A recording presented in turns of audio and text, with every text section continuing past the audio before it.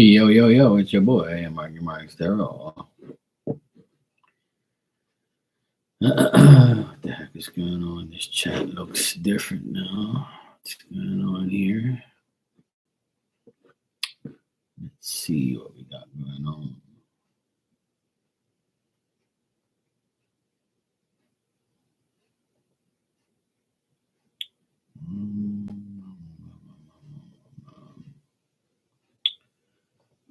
Channel. Just gonna get my link up here. Forget. Man.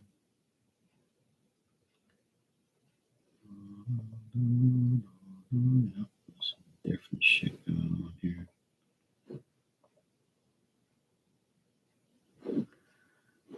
Chat looks different. Must have updated or something.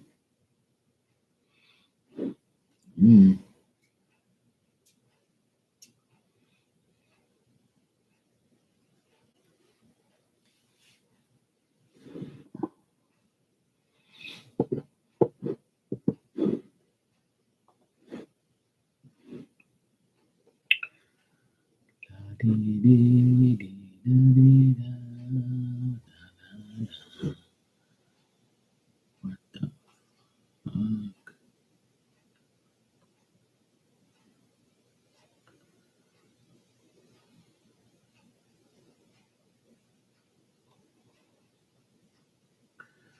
Oh, your page ain't not. Okay, cool. Alrighty.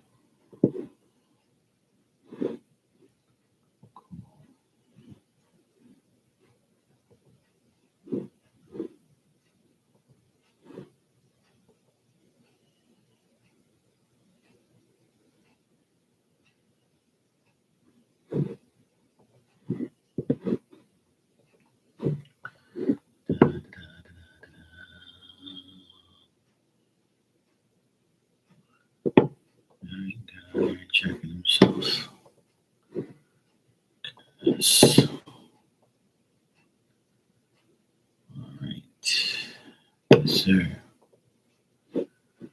The response from the peanut gallery as usual. Yep. A lot of people out in the world talk that shit, and then you show them evidence, and then they stay quiet. And they look like idiots. It's not my problem. I look like an idiot for lying, stealing, and cheating. That's on you, not me. That's why I laugh at these people all the time. Always trying to act like you ain't lying.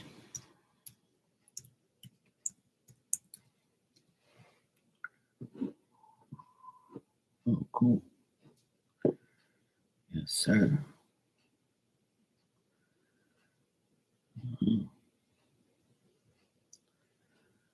By the 27th. Okay, cool.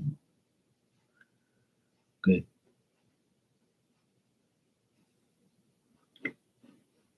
That's a blessing. Cool. Cool.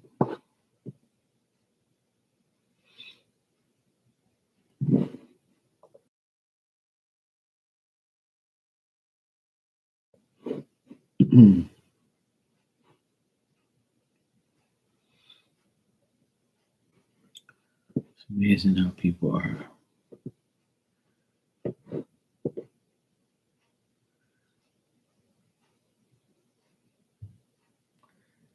Anything to do with money. Money. All about Mola.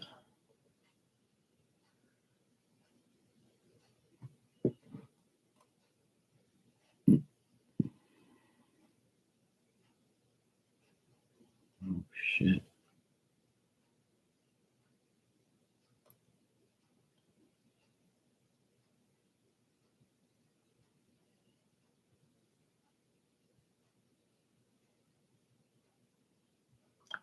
Fuck, that is 20 straight. Oh, dang.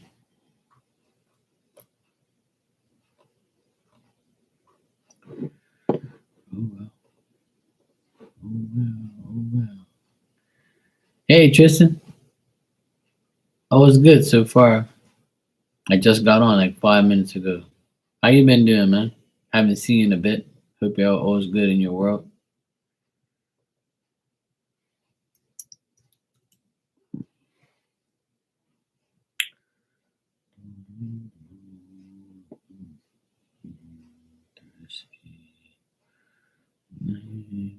Wednesday. Wednesday's the 13th, right?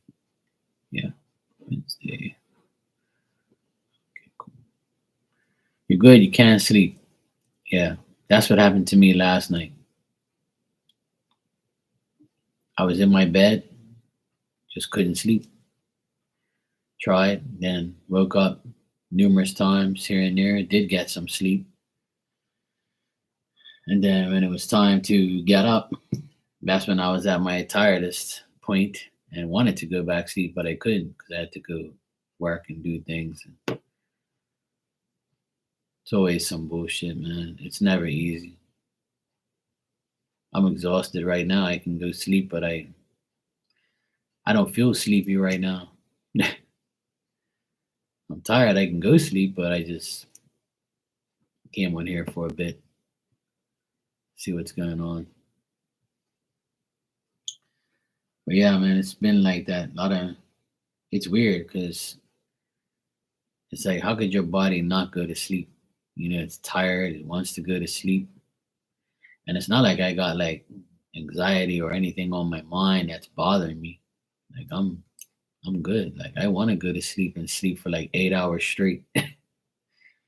Honestly, I wish I can hook my body up to something. Like you know how you get put asleep to do operations. I wish I had that shit like so you can like put myself to sleep and then just wake up whenever I get up and be like, yeah, everybody, I'm putting myself to sleep. See when I get up, don't bother me. I'm gonna be getting up anyway. But yeah, I need 8 hours. See you guys tomorrow. If it's an emergency, I'll get there eventually. That's how I feel sometimes, man. Feel like I wish I had a switch that I can just sleep for 8 hours a day. And during the day, like I wanted to go to sleep, but I never had a chance. Like I just didn't want to, because then it ruins your like your whole night. So you sleep during the day, you end up being up night again, and you be messed up again, and your whole sleeping pattern gets messed up. It's pretty annoying. That's one thing that we need. We definitely need like at least 6, 7 hours sleep a day. And if you don't, it'll catch up with you. It will catch up with you. That's for sure.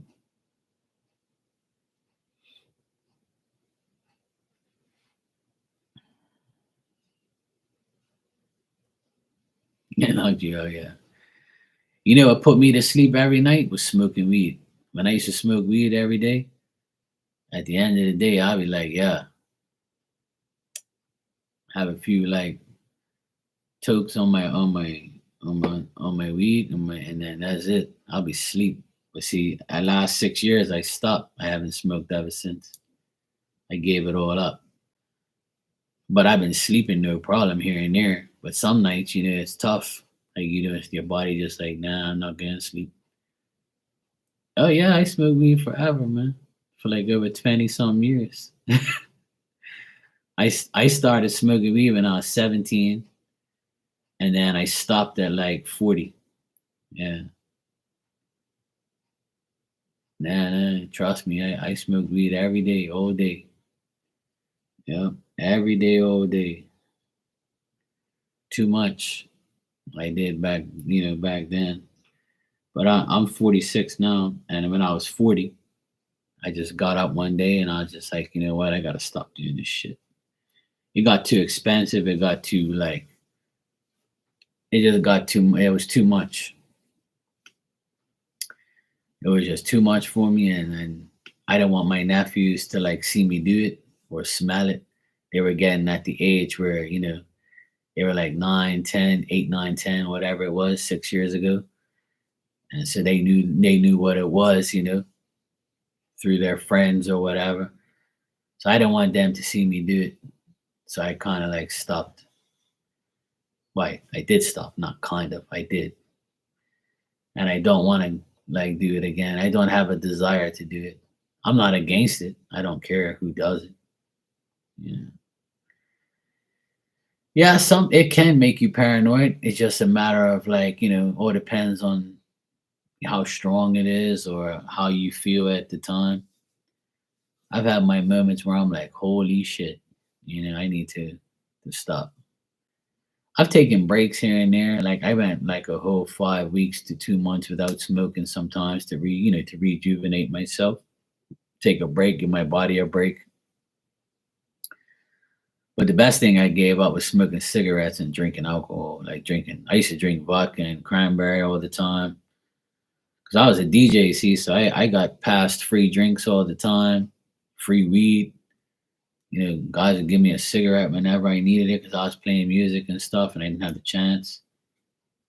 Like I have pictures of me like DJing with cigarettes in my mouth and shit like that. I hated it. Came home stinking of smoke. Yeah.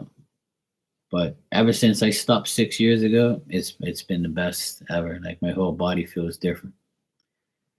Feels a lot different, that's for sure.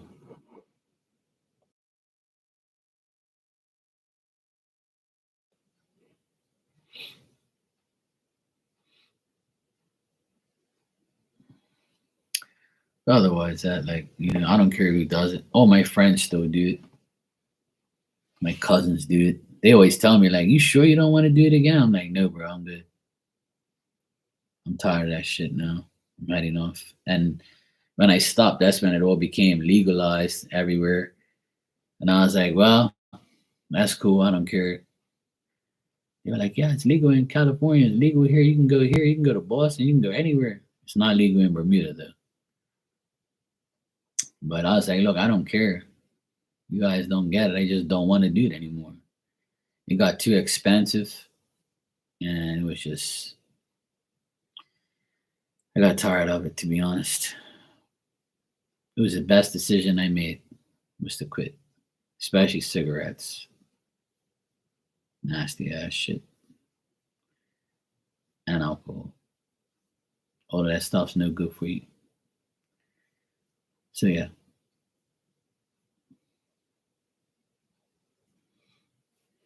It's all good, dude. My friends still tease me every now and then. They're like, I know you still do it, man. You ain't gotta lie to me. I'm like, look, man, I don't gotta lie to you. I'm good. I don't. Don't do I care. And doing this type of stuff, I don't want to be like smoking cigarettes and doing readings and drinking or smoking weed and shit. I'll be hallucinating, talking to spirit, all sorts of dumb shit.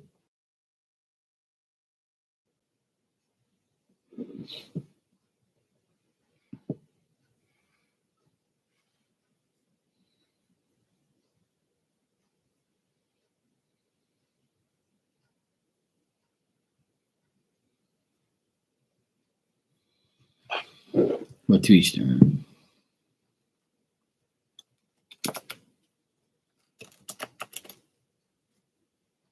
Mhm.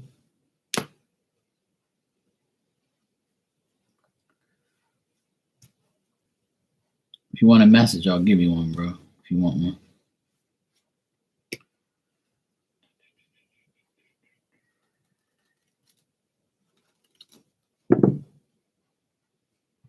Mm.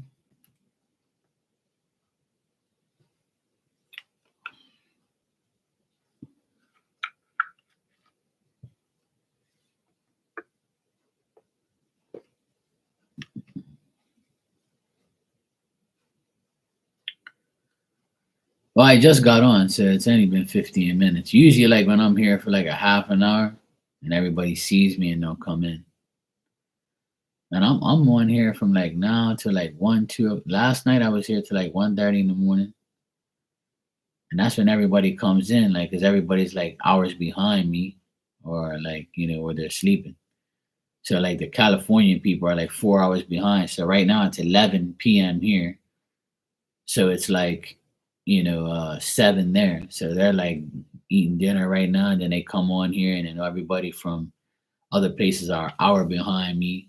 Yeah, I know yeah. So that's what I'm saying. People over your side, they're already sleeping. What messages are there? I have my cards, which is Oracle messages, spirit messages. I got regular daily messages. Yeah, that's pretty much it. I got love messages, all sorts of shit. Whatever you want, bro. You let me know what you want, I'll give you a message. It's cool. Whatever you like. For my cards, yeah, sure. It's a good choice. All right, which one do you want, the red or the blue? They're both pretty much the same, but the red's a little bit more like modern, yeah.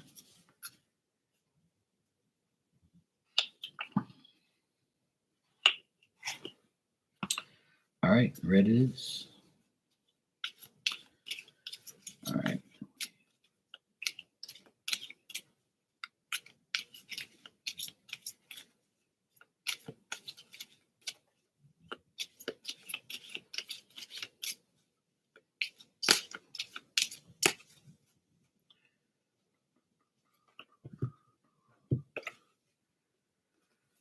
All right. So what I got here is you plan and God laughs, and that's not a bad thing. You might be planning something, and God's like, no, no, no, Tristan, no, no, no, haha. No, I'm gonna give you something, all right, but not that, not what you want, not what you need. I'm gonna give you something else. You plan, and I'm gonna laugh at you and give you some other stuff. But if you believe, you will receive. And then you want sexual healing and attention. Don't we all?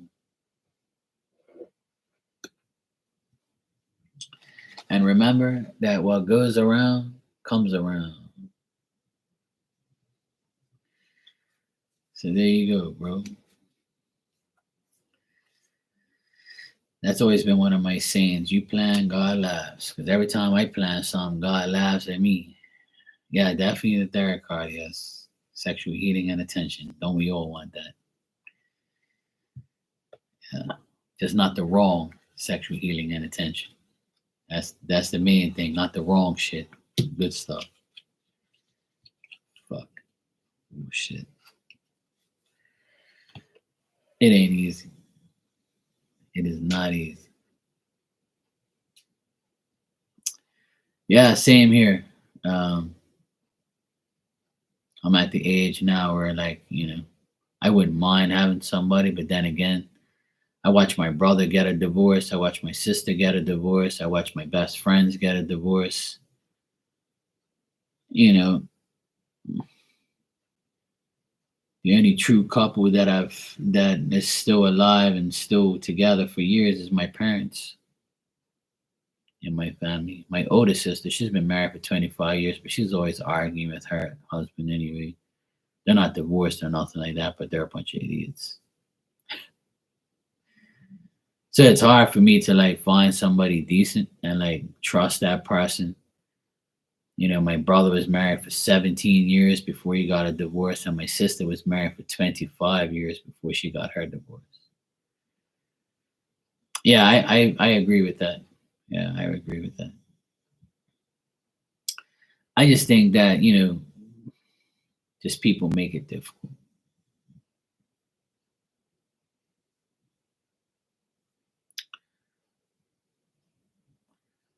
The thing is with relationships these days, it's like the newer generation are like, yeah, I don't care. I'll get married. I'll get divorced. I don't give a fuck. It's only money. I'm going to live once.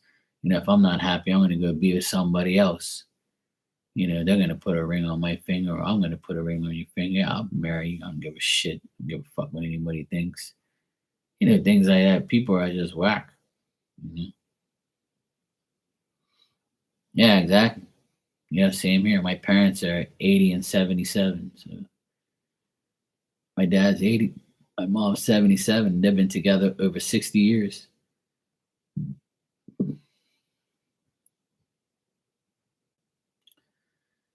It's just, I don't know. Like I said, my siblings were together for years too, and then they got divorced. And everybody sees me, they say, "Mark, don't get married. You can have a girlfriend or whatever. You can be in a relationship, Mark, but don't get married, man. Don't get married. And if you do, make sure you need nothing in your name." And I'm like, "Yeah, yeah." I said, I know already, bro. I'm good. But see, not everybody's the same. Anybody right now can find somebody and be with them. Don't have to get married. They just be with each other. And they don't care about marriage like that. Or you can get married and be together for the rest of your life and not have no problems and never get a divorce. Who knows? You know what I'm saying? So a friend of mine, his dad passed away a couple months ago, and his mom passed away yesterday. So when it's like that, when they pass away, when your parents pass away in the same year, that's a good thing. That way, one's not suffering without the other. Like, but I remember my auntie. She was like, 20 years ago, she was like, "Oh, my husband died, your uncle died, your godfather died, and now I'm gonna be all by myself." And she stayed alone for 20 years before she passed away. And he was like 11 years older than her. So it's difficult, like, she always said to me that, I wish I can die with my husband so I won't be alone. I'd rather die together. And I'm like, well, some people do, some people don't. And if you don't, then it's meant for you to be alone for a while, and then eventually you'll be together in spirit one day. But a lot of my aunties and uncles and stuff, they passed away, and then the other person stays alive for a numerous amount of time before they go. It's happened to all my aunts and uncles.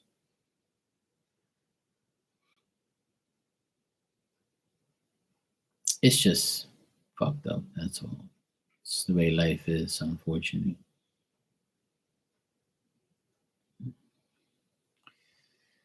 It's just the way it is. But I'm still like in shock over my own family, and my brother and sister getting a divorce. I still can't believe it. Like, it's like, the hell am I watching here?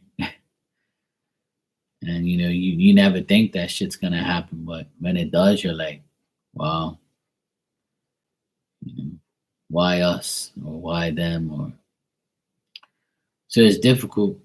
Then the children get hurt. Children have to, they end up choosing sides, or they get pulled one way, pulled another, see one thing, see another. It's very difficult for people, but it's something that's happened for years and years and years. Nothing we can do about it. It's the way of life. But you can avoid all those things. Like I tell people, you can avoid, getting married and getting a divorce, and you can avoid, relationships that are toxic. You can get a relationship that's great, but you never know. People change. You can't control the person you're with. You can, to a certain point, if you get that, that chance to do so, which is not good, because controlling somebody is deceiving them and evil. But what I mean is, like, if you find somebody that you can trust and love forever, that's like the greatest gift in the world to me. Even like having a friend, like a best friend forever, your whole life, and always trust the person and never like have fights or arguments, or like never disrespect each other, and always be like there for each other. That's the best thing in the world, to have somebody that close and that decent, and that, like, trustworthy. And not too many people can say right now in the world that they've had like a best friend for like 20 years, 30 years, or all their life. Not too many people do. And if you do, it's only one or two. It ain't like 10. You know, the amount of a lot of people have friends, but social media friends, like people you add that you used to be cool with, but that's about it. Yeah, and that's the thing. Like that's why people don't want to take the risk. People don't want to risk their heart and their soul and their trust, because and then if you do risk it, right? And you end up being in like the perfect relationship, and then 10 years later you come home and then you find your person cheating, or you hear about it, or you see it, or they just tell you, look, I don't love you anymore, I want to move on to somebody else. So you just like pretty much wasted your 10 years of your life. But then again, it's not really a waste, it's a lesson to like next person, don't make sure that you don't have to deal with that. My personal opinion is I think that people take marriage too they don't take it too serious. They just think, oh, it's only a piece of paper and a ring. You go say some vows, and you get married and go about your business and whatever. It's just a label, it's a title. But to me, it means more than that. I'm not just gonna marry a random person just to say, yeah, I'm married, or just to have kids, just to have kids. That's fucking delusional. I don't want that to happen. So that's why I'll stay single, and then hopefully somebody decent will come into my life. And if not, I love myself and my friends and my family and you guys. Tristan, I see you donated, bro. Thanks. You can go ahead and ask your questions when you're ready. Appreciate that.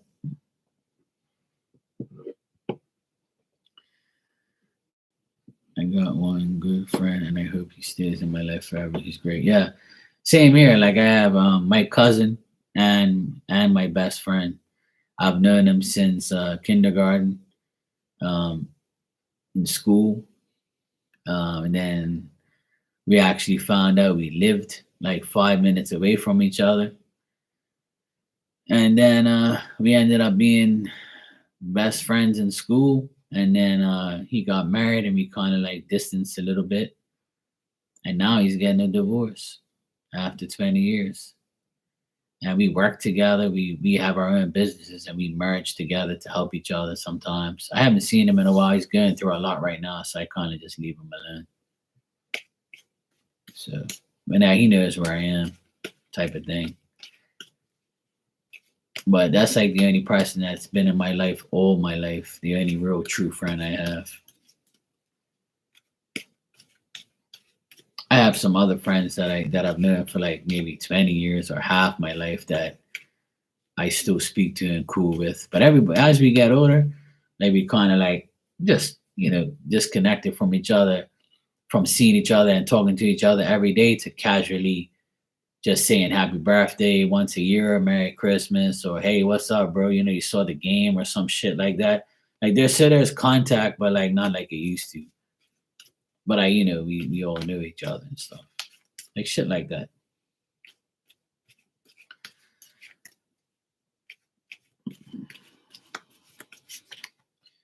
Many people I see on a regular basis is my mom, my dad, my sister, and my nephews, and my dog, and myself. That's about it. Everybody else is kind of irrelevant.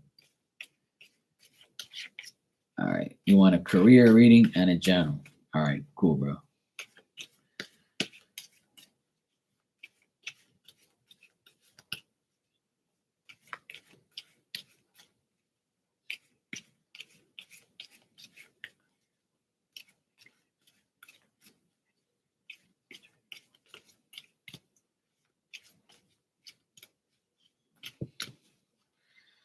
All right. Oh wow. Cool. Got some good news and good cards here. Shuffled them up pretty good. So I guess that's why. No, I'm just teasing.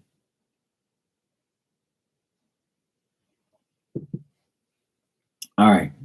So for your career, that's what I did first.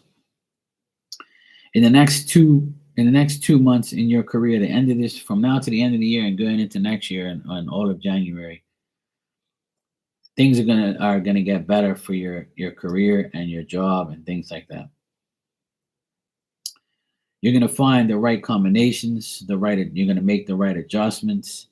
Things are gonna start to be, the more patient you are and the more patient you'll be, you'll get, things will start to come together. Things will start to get a lot better. You're finding compatibility with other people, and maybe things are better at work now.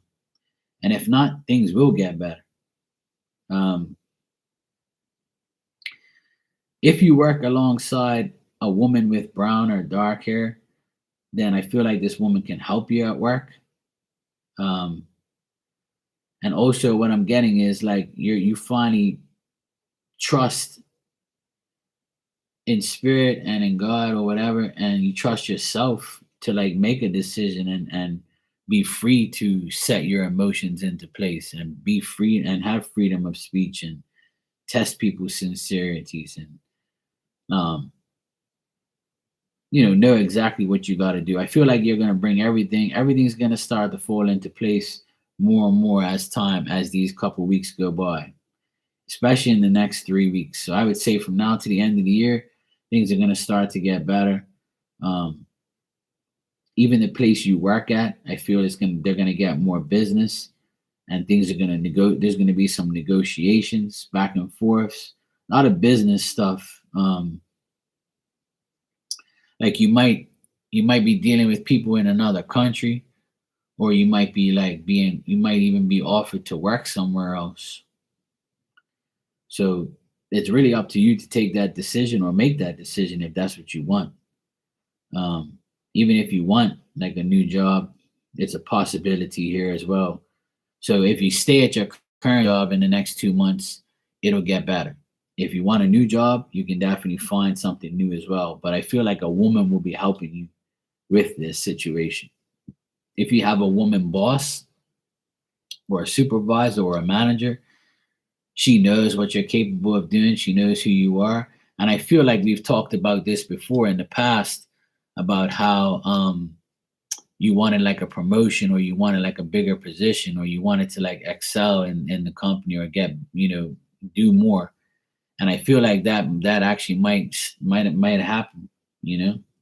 There's a good chance here. I got really good like cards and a really good vibe here. But the question that I want to know is there a woman at your job right now that is in charge or will give you this situation or help you? That's the thing. And if there is, this woman can definitely help you get to the place you want to get to in your career. Or a woman could be very significant in helping you get to where you need to go career wise, or if you want to get a new job, or if you want to get to a higher position at your job. I feel like this person knows that you are trustworthy. You go to work, you do what you have to do. Like they feel like everything's compatible.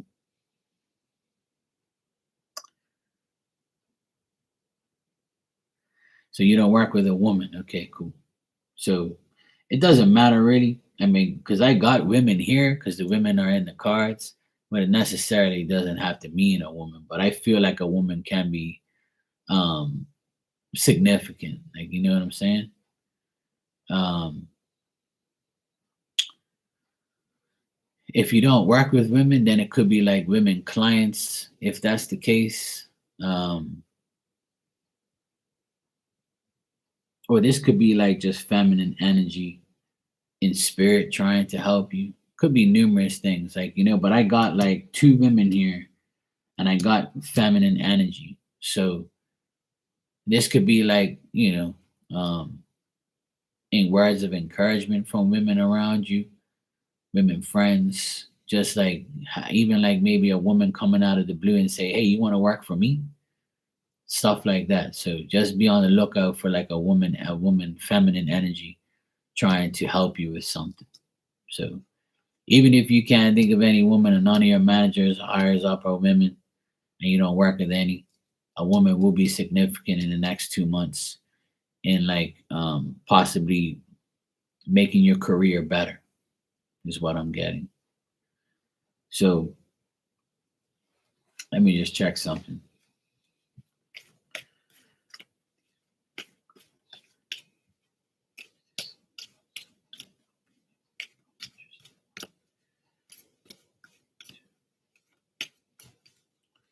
Let me just double check here.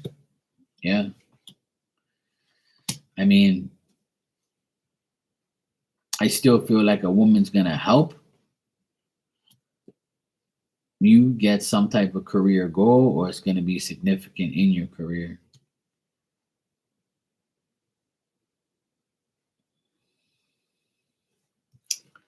So something like that's gonna happen in the next 2 months.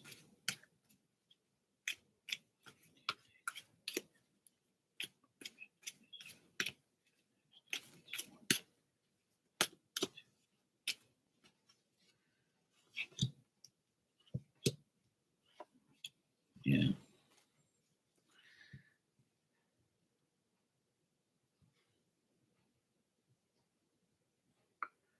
Okay. So there are women around that work in the same place then. Right. Yeah. Okay, well that makes sense then. Like so that's the thing. Where you work, there is women there that can possibly like be making you a part of their team, right? Could be that too. But see, the way I read the cards is like I always go by like the sex of the card, like the woman, the man, they like the age, they like the kids, the whatever. Like I go by that, so I'm gonna stick with that. Like you know what I mean? I don't try to justify my answers, but yeah. Hey Ariana, how you doing? Oh, okay. Well, yeah, 7,000 damn people, of course. Yeah, probably I am talking to someone about maybe moving teams. Okay, well, yeah, that makes sense then. Yeah. Okay, Ariana, no problem. Just drive safe. I just got on here, so we're good. Yeah, so that makes sense, Tristan, that in the next 2 months, you might be approached by a woman and they might be say, hey, look, you want to join my team and come over, you stay with the same business, but you end up doing like a different thing. And they take you, and the woman like says, hey, look, you can work with me now, and go in this type of direction because you're in the company already, you know the ropes, blah, blah, blah. So this can happen, is what I'm getting. This definitely can happen. And it's a woman with like brown or black hair. And it could be two different women too. So either one of them is gonna like say, "Hey, Tristan, would you like to, join my team, or would you like to like work in this section, or are you interested? We're looking for somebody. We'll offer you this, whatever, blah blah blah." So yeah, so that makes sense. Yeah, that makes sense. To me, it does. Now, but either way, bro, it looks good. Like I got all good work cards, all good cards. Period. Where like there's gonna be like a powerful woman source there of energy that's gonna make things better for you at work. Definitely better. And even if there is no damn women involved, um, either way, it's good. Period.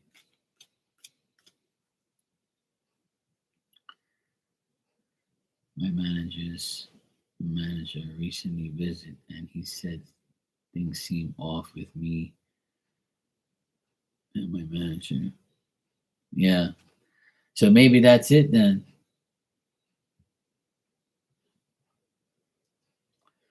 Oh, bang. See that? There you go. There you go. Looks like you're going to be working with some women, and they're good women and they're decent. Yeah. Well, you've been saying that the vibes has been weird, period. You've been saying that you like, you've been treated differently there. It's been, annoying. You had dealing with some people there and whatnot. So this is like you're gonna be your change now. Definitely. And like I said, I got all good things here. So you should move teams. If you this is your confirmation right now, bro.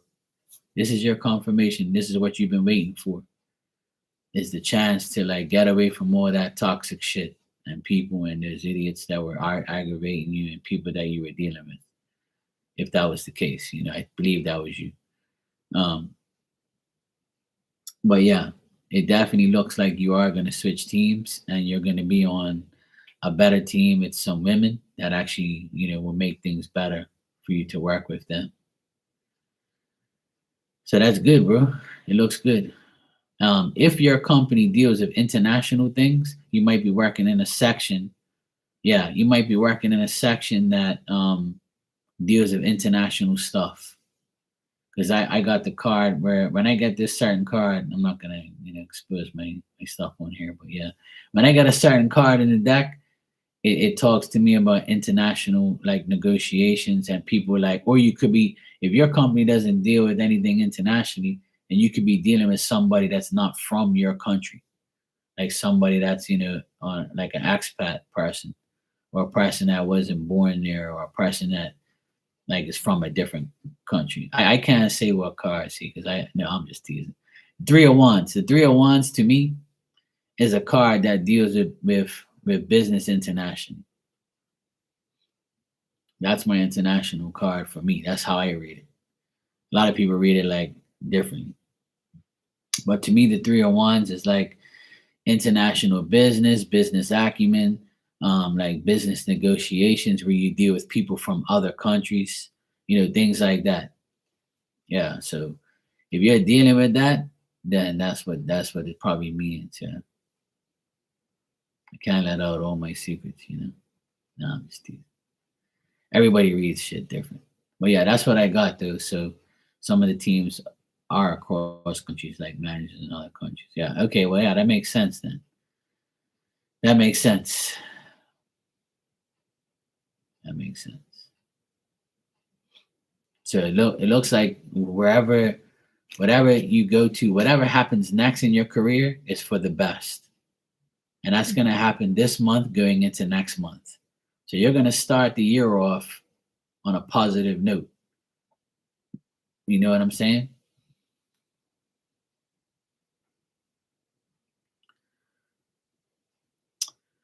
Well, the thing is, you know what, bro? You're not put on this world to be liked or loved. You're put on this world to do whatever you want to do. You have free will. God put you on this earth to have free will to do what you want. If you want to work somewhere and nobody likes you, that's their problem. It should never be your problem. And this is my advice to everybody. Like, who cares if people don't like you? Who cares if people like, all you got to do is make sure you go to work, you do what you have to do, you do your job, and then you do it to the best of your ability and fuck everybody else straight up. And if you do that and you block out everything, then you'll be fine. But sometimes when you're in a job that's so toxic you have to leave, then leave. You know what I'm saying? And that's why I keep telling people, like, that's why I went on my own. Because I got hated on too much. Every job I had, I excelled at. I became better than everyone around. Not because I wanted to compete, it was just who I am. I don't want to be like down here. I want to be all the way up. You know what I'm saying? That's what I wanted. That's how I am. So people didn't like that. Instead of learning from me, they were disrespecting me. Hey, girly Sunday, how you been, sweetheart? All good? Hey, hey.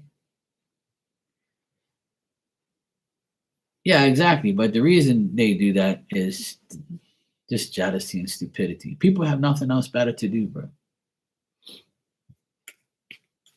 Yeah, it is frustrating, but now you're about to, get away from those people.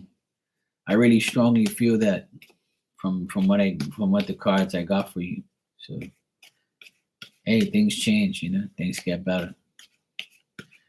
Just take the risk and go to another team At least you'll be with some women there that, will treat you better. You know what I'm saying? No, I am Aquarius Sun and Rising. I'm a double Aquarius. I'm Aquarius Sun, Aquarius Rising. I am Venus in Aries. That's the only thing I have in Aries is Venus. And I'm Virgo Moon. I got Jupiter in Taurus, Mercury in Capricorn. So it should be interesting for me this month. And I can't remember anything else. I know those are the ones I remember.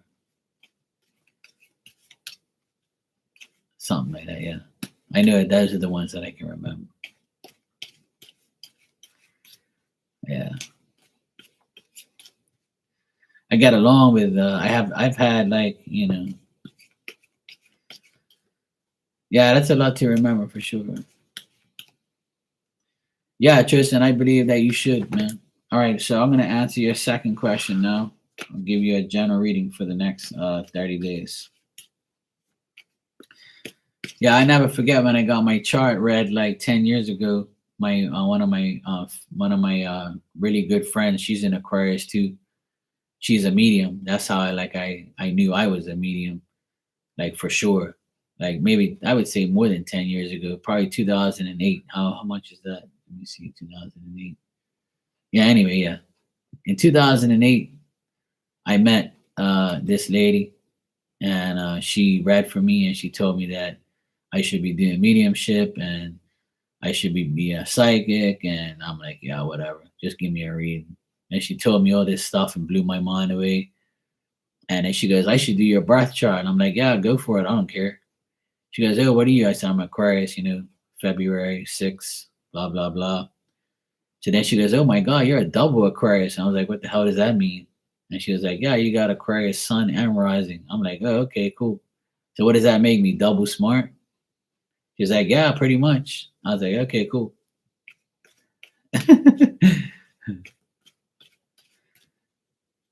Yeah, exactly. Well, Saturn and Uranus is Aquarius planets and things like that. I know a little bit about all that stuff. I'm not really, I love astrology, but I don't really know like how to do all of that stuff. But I do watch astrology readings. I One of my favorite astrologers is Steve Judd from the UK.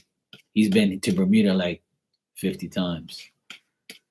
But he's a cool guy, and he's one of my favorite astrologers. He's like 70 something years old, so he knows his shit. But I like a few astrologers online.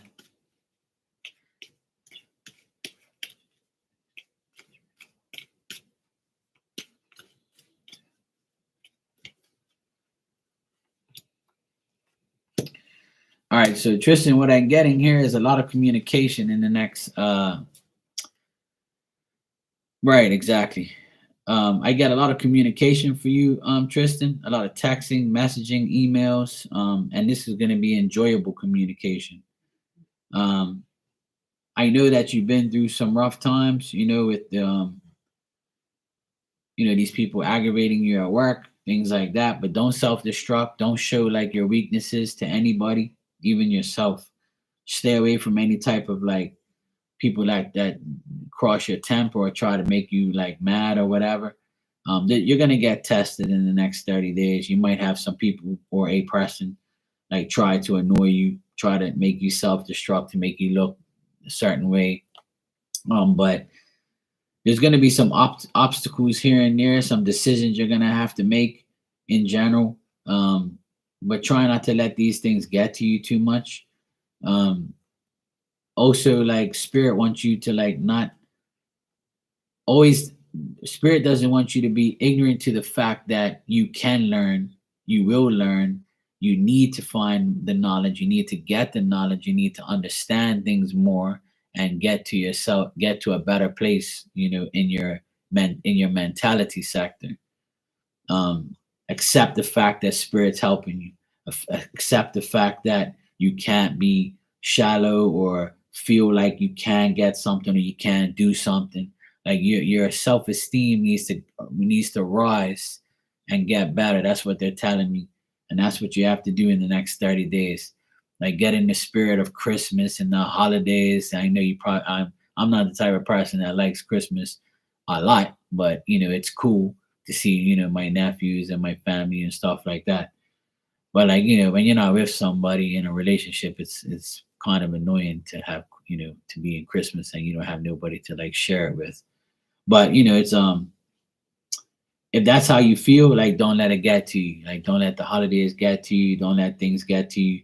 But you will have communication with people that will make you happy. But there's gonna be the odd person here and there that'll piss you off and make you say, why do I even talk to you, or why do I even have to entertain you? I'm not. Don't try and push my buttons. Things like that. Just some obstacles here and there with certain people. I always get people around you a lot. And like you said, that you don't understand why you get attacked or why people do these things to you. It is frustrating. And that's going to continue. And let me tell you something, it'll always be that way. Because the more you're more you're in tune to yourself and more you love yourself and the more you're good at what you do, there's always people like watching you trying to fuck you up, trying to make you mad, trying to like take you off your game. People are evil. It's God versus the devil, it's good versus evil. That's how the world is. We have to just accept it, know that that's the case, and just stay humble, stay alert, stay smart, and just like, get yourself to a point where you just let the shit just brush right off your shoulders, like just like, yeah, whatever. I know you're an idiot, and just laugh at them, like, and just say, yeah, my life's good. I don't give a fuck about you. I don't care what you think about me. Like, yes, you're trying to get at me, but I don't care. Like, I'm just gonna like silence is better than bullshit. That's what you have to think. So that's what like spirit's telling me. You got to build your confidence up and just stay spiritual, stay happy. Just know that everything's gonna come together for you. Things are gonna change in the next 30 days for the good. But don't allow the bad to get in the way.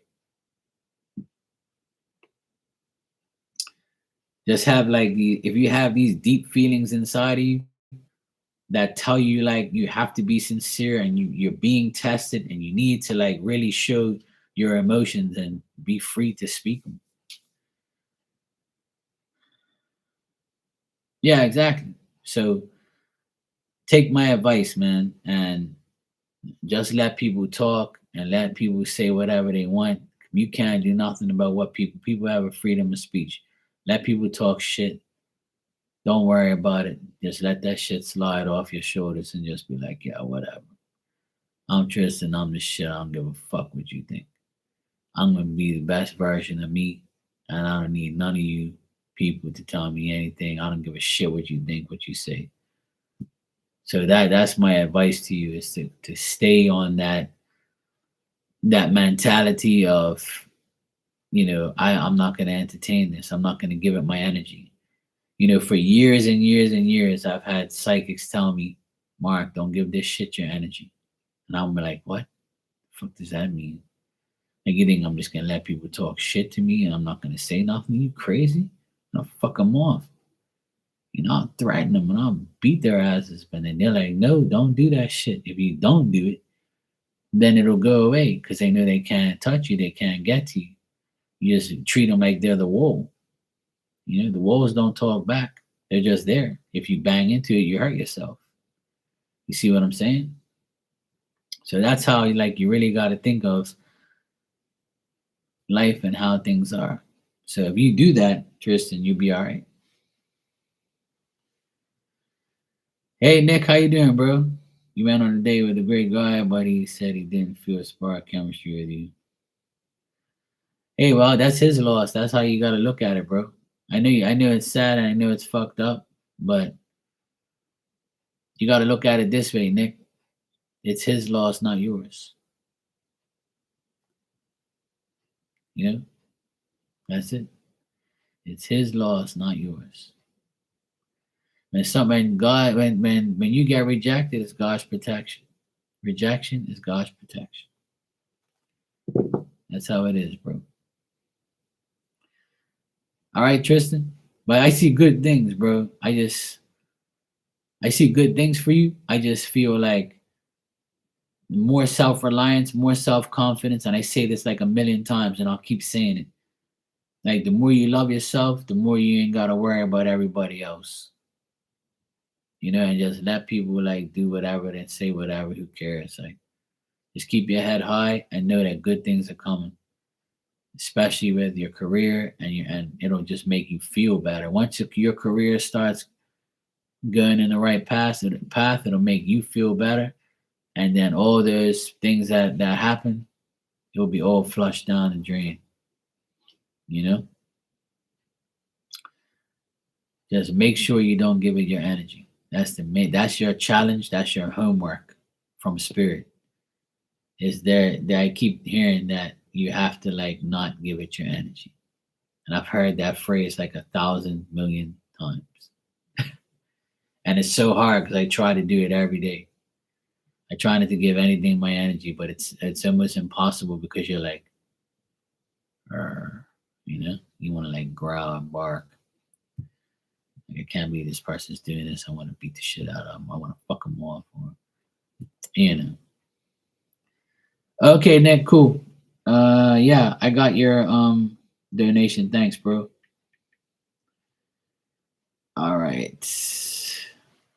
Yeah, it will turn out good soon, bro. It will good. It will be good. I when I get good cards for anybody, it makes me happy because I know that like that person really deserves it after going through some bullshit. So I know that you went through some bullshit this year with work and people and dumb shit. We all have. We're all in the same boat when it comes to like bullshit. So things are changing. Things are gonna get better.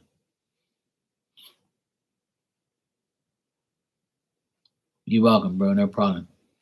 All right, Nick, you said what the spirit want me to know at this time when it comes to love, an energy check on my heart space. I know it's difficult, bro, but remember what I've told you in the past that you're gonna meet people, but nothing concrete.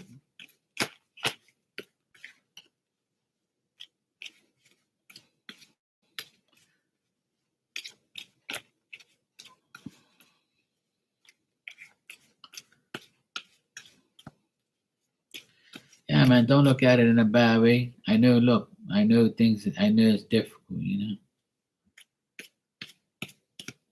Yeah, that's cool. Like I said, the rejection was God's protection, making sure that you don't get with the wrong person.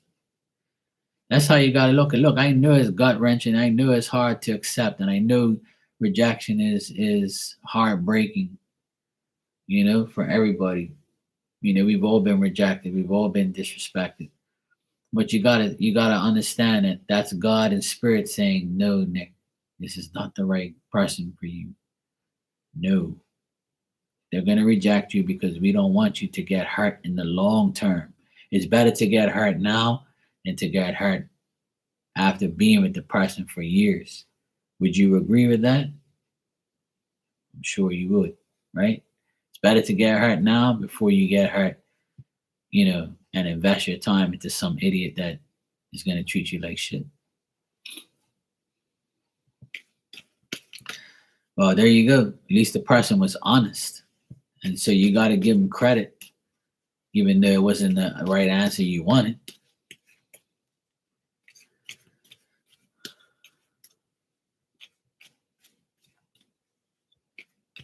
It happens that way. Just like my card says, rejection is God's protection. Absolutely. All right. So what does spirit, what do you want me to know?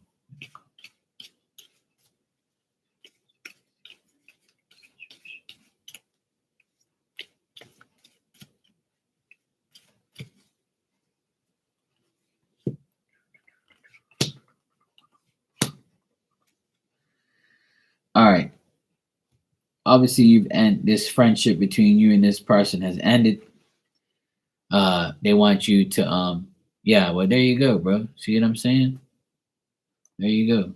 You just have to admit it and move on. I know it's hard, man, but If you're saying that now, obviously, you were smart enough to see it. At least you didn't get yourself involved with it. Spirit saying there's going to be delays in love. Love's giving you anxiety. This whole love situation is allowing you to lose your concentration. They're saying to be inactive. Don't like try and get into a relationship. Don't try and get into any love. Um, Look at your past influences. Look at the things that happened in the past. Reflect on the past and make sure that the future is insights that are good, that are bright, and bring together like something decent. They want you to focus more on work. Um, and as far as like love, slowly and surely, things will get better. You'll feel better, and you just have to reflect on these things, and these images of this person will fade away, as time goes on. But they're saying for the next like 2 months or so, there's not going to be any serious love or anything happening in the love department that's worth it. But they say that work will be good, and just associate with people around you and just be cool.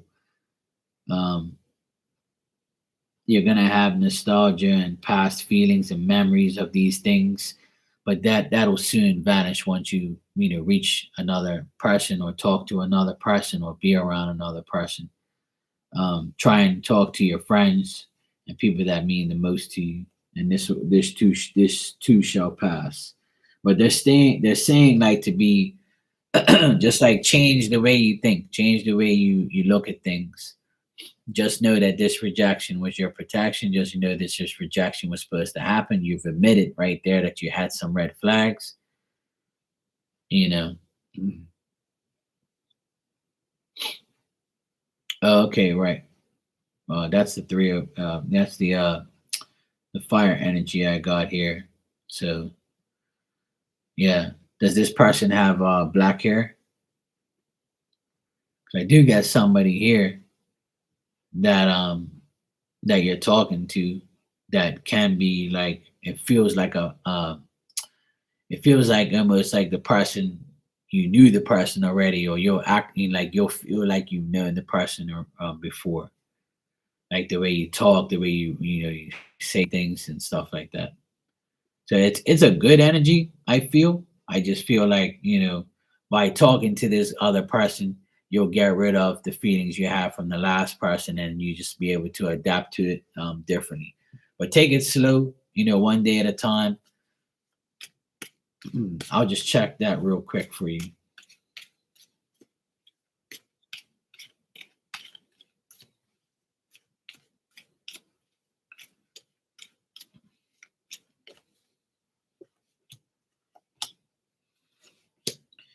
Yeah, between you and like this person that you're talking to now, like it's a good combination, but just know that take it very slow, and remember that you just ended a friendship, and just remember that this person is a good this the sage energy came up here too, the temperance card, so that's this person's a good person. But also remember, like, don't let this person see that you're powerless, or you're hurt, or you're rejected. You don't like have to like talk about it. Like, don't mention it. Just like act like it never happened and just move on. For let those images of the last person fade away, let it vanish, and then you just like focus on the new person and get to the conversations you need to get to with the new guy.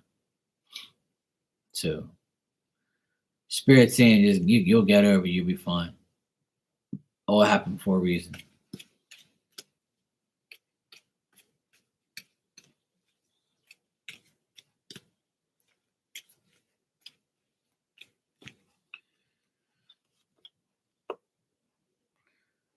You know what, Nick, is the person that you were with, that person that rejected you.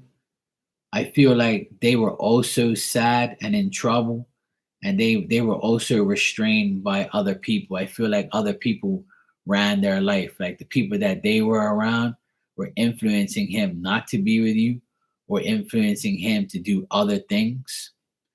And he knew like being with you wouldn't be rewarding for him, because he would lose like some of his friends because they probably want to prove of him being with you or some dumb shit like that. Like I feel like he doesn't even have any faith in himself. So it doesn't seem like this person had their head on straight. Yeah. I still feel they got past energy in them. Like the person that they were with, they're still involved with. That's why they rejected you.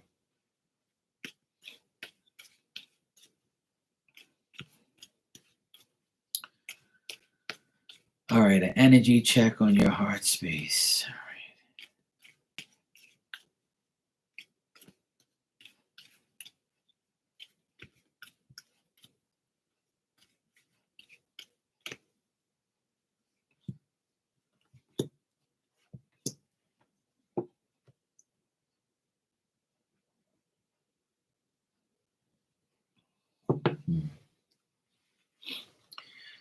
Well, as far as the energy check on your heart space, don't let all this stuff like get to you, first of all.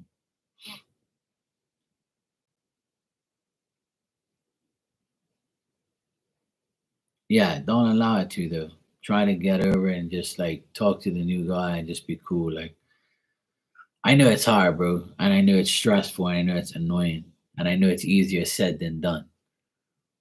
But my advice to you is like just let it go and know it's not gonna work, and just know, like, try and look at it in a positive way. Like it didn't work out, and you got protected. You know, right? Even the new guy, like he seems cool, but like take it slow. That's what Spirit's saying. Like take shit slow, analyze your situations. Remember what I've been telling you all year, that there isn't nothing really significant of a relationship that's gonna happen. So like make sure like you get to the point. I know it's frustrated, but just get to the point where you are in control of how you're being treated and how you're being, dealt with. I know that's easier said than done, but just try and do that. Um, as far as the energy in your heart space, like don't let gossip, don't let displeasure, don't let like the indecision of proceeding to work on yourself or deal with other people get in the way. Like guard your heart, guard your finances, your fears. Like you're upset right now, but like try not to like share that energy to other people. Just allow yourself to like deal with the bad tidings that happen. Make decisions that are going to benefit you.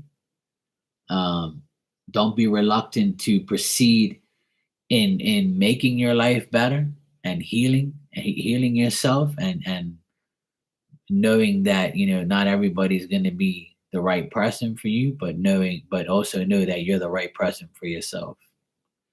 um, I still feel like you're going to deal with dishonest guys, dishonest people. I still feel like there's still like the people the guys that you deal with, they have other guys around. Like they want their cake and eat it too. So you gotta understand that that's how it is, and that's sometimes that's who we attract, and that's the only ones that are left sometimes. So just your heart space, just guard your heart and know that you're in deep down in your heart. When you see these red flags, disconnect immediately. Don't try and entertain it. Don't try and go further. Because you've told me this twice. You told me you had red flags with the previous guy, and now you're telling me you have red flags with the new guy. So when you get these red flags, you should be disconnecting from that person right away. But your indecision in proceeding to do that is the problem. So in order for your heart space to be better and your heart to feel better and you to feel better, is to disconnect from that energy right away. If you're receiving those red flags and your intuition is telling you, hey, look, I'm making a mistake here. This fucking guy is crazy, or this guy is not the right person for me. I'm not gonna try and change him. I'm not gonna like wait and see if this is just like, just on Mondays this guy's gonna be an idiot or something. You gotta like disconnect from it right away. So that way, the more you disconnect from the red flags, the more your heart will feel better because you know you're not getting yourself in any bad predicaments. And that's pretty much the truth.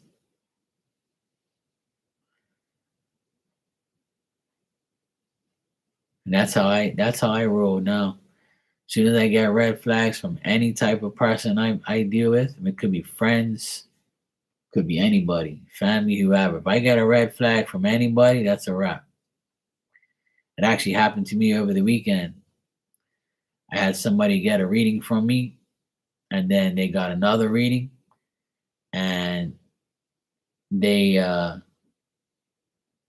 acted like I didn't read for them or didn't answer them, and they wanted their money back and claimed I didn't do this and claimed I didn't do that. And I just brushed it off my shoulder. I said, "Here's your money back and don't come the fuck back." And then they badmouth me and talk shit about me on some other channel. But I don't care. That's just one of many people that are evil, disrespectful, annoying, dumb, and so forth. We can't let these people get to us because the majority rules, not the minority. The minority are the ones we get the red flags from. And don't let the minority get over you. That's always been my advice to everybody. Don't let one person ruin your day or ruin everything in your life. Once you do that, you give that person your energy. That person lives in your head rent free. You don't want that. You have to like completely delete that person and move on and associate with all the good things and the positive things that you have in your life. Once again, I know it's easier said than done, but I have faith in everyone and everyone can do that. If I can do it, we all can do it, especially when we receive those red flags. That's the issue, you know. I feel like a lot of people get the red flags and they take them and they hold on to them and hopefully that the red flag goes away with some positive shit, but it doesn't. You're welcome, bro, man. It's good seeing you. I haven't seen you in a while. I was worried about you. I'm glad you're all right, though. It's not the end of the world, you know? Just take it slow, one day at a time, and just know that things are going to get better for us Aquarians. A lot of good things are going to happen for us. You just got to believe that it's already happening. I know it's a task. I know it's annoying. I know it's frustrating. I know everybody's tired of waiting. And I know a lot of Aquarians that are tired of waiting, been in limbo, try to be in a relationship and can't get it.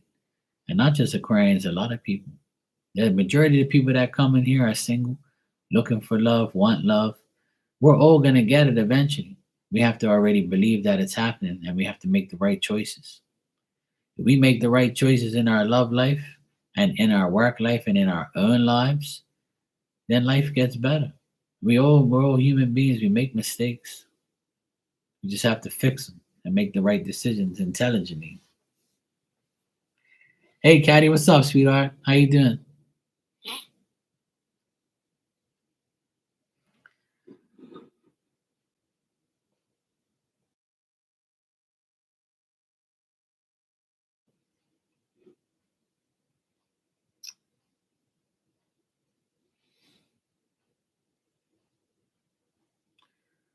Otherwise, that life goes on, man. It's been a tough.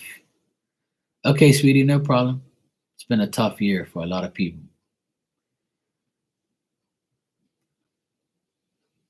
but we can do it. It's almost over.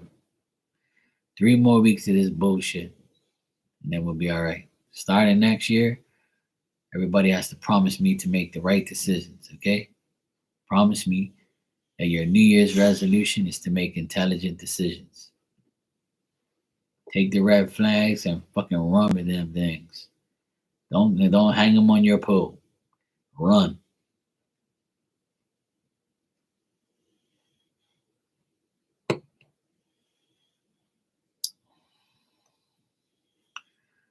Run. I got your donation, Caddy. Here it is. Bing.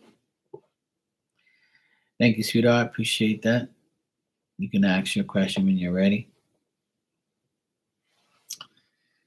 But hey, life is supposed to be good, not bad. That's why you got to make it good. Move on. If it doesn't work, don't fix it. Leave it alone and move on to the next round. Oh boy.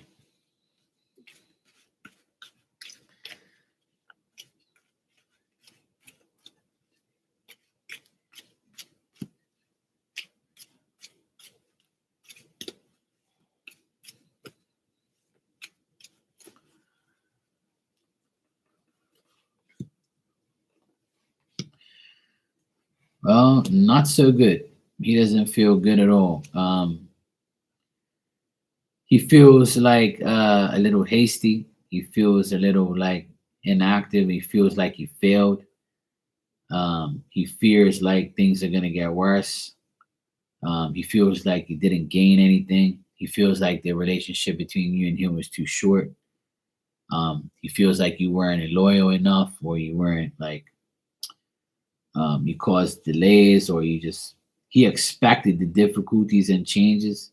He anticipated things to be hidden from him, or knowing that he can't do too much about what's going on. They also feel like he's struggling currently to accept everything. Um, he feels like he has to like order himself to change and to like not hide his emotions and say what he has to say and do what he has to do. He's slowly gonna feel like this is the end of everything. I don't get nothing good here. It's all like bad shit. It's all like him ending everything and feeling like he wants to slowly end everything for good. He's still anticipating bad shit. Remember I told you yesterday he's moving on. He ain't gonna come back and like try to be with you and shit. Oh hey, if he blocked you on all socials, that should tell you right there that it's time to disconnect from that and move on and fuck him. It's his loss, not yours. That's why the world is so dumb, blocking people and like ghosting people and all that fucking stupid ass shit. Like I've done it too. Like, but it's just so childish. It's so dumb. I know it's the way of life now. But it's so dumb. And that's why like I don't really like do all that type of bullshit.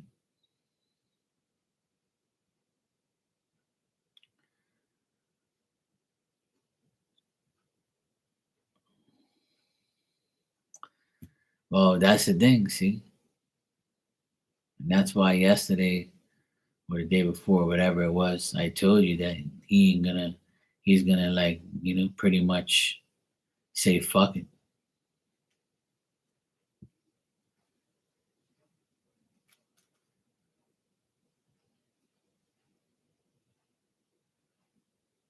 Yeah, see, I knew that was gonna happen. And I got all guys here in the cards too. So he's obviously worried about your male friends and see a guy like that, ain't never gonna have no woman because women, if you already know the woman has guy friends and shit and a baby daddy and all that stuff, then what do you expect the woman to do? Cut everybody off and just deal with you? And who are you to for me to cut my whole life off and friends off for you? You know? Like what who the fuck people think they are when they act like that? And that's why I ain't got no damn woman because I don't want no woman telling me, look, I think that you should stop reading for all these women on here because all you do is read for women all day. Like when some of these women in here used to like me and I was really cool with them, they used to get jealous because I talk shit to everybody else. You're not my woman, sweetheart. I don't give a fuck if you like me or you got feelings for me. You ain't even met me. You just look at me online. Ho, what the fuck are you talking about? Yeah, exactly. And that's what I try to tell these women on here. You don't live in Bermuda. If you lived in Bermuda, it would be different. Even though if I met a woman right now and I got serious with her, I'm gonna tell her, look, I talk to a lot of women all day because I read for women.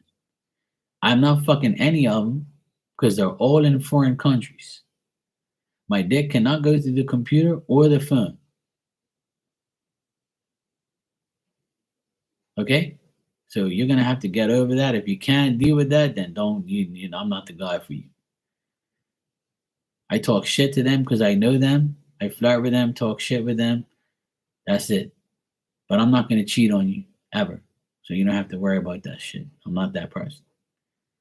But that's hard to find somebody that's gonna understand that. I know, Caddy, it's hard. I understand you're with somebody for a while now. I know you guys have been dating for a couple months. And I know, like, you were cool and whatever, and things are the way it was, but you always had doubts. You always came in here with doubts. You always knew, like, it was something up, if it was going to work. If it wasn't the age difference, it was the attitude, it was the jealousy, the trying to control. I want my way and no way. You got to do this, you got to do that, all that bullshit. Like, yeah, fuck that. Yep. That's why if you don't take the red flags, I just finished telling somebody this earlier. If you don't take them red flags early, then the red flags are gonna stay on that pole waving at you, saying, "Hey, I'm still here. Watch when some more come. We'll see if you can, if you're gonna give it up." So yeah.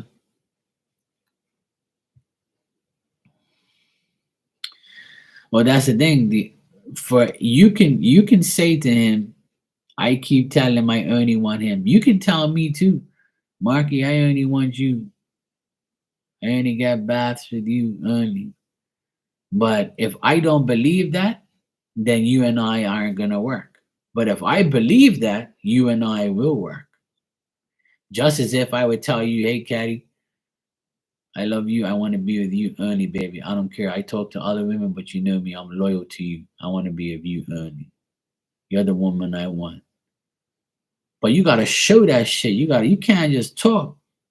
The actions are going to happen. And when the actions happen, that's when you're like, yeah, I know I'm being loved. My man shows me shit. He says it and shows it. He don't do just one and not the other. So if there's no action, then there's gonna be a reaction, and it might be a bad one. And if it is, then it's time to,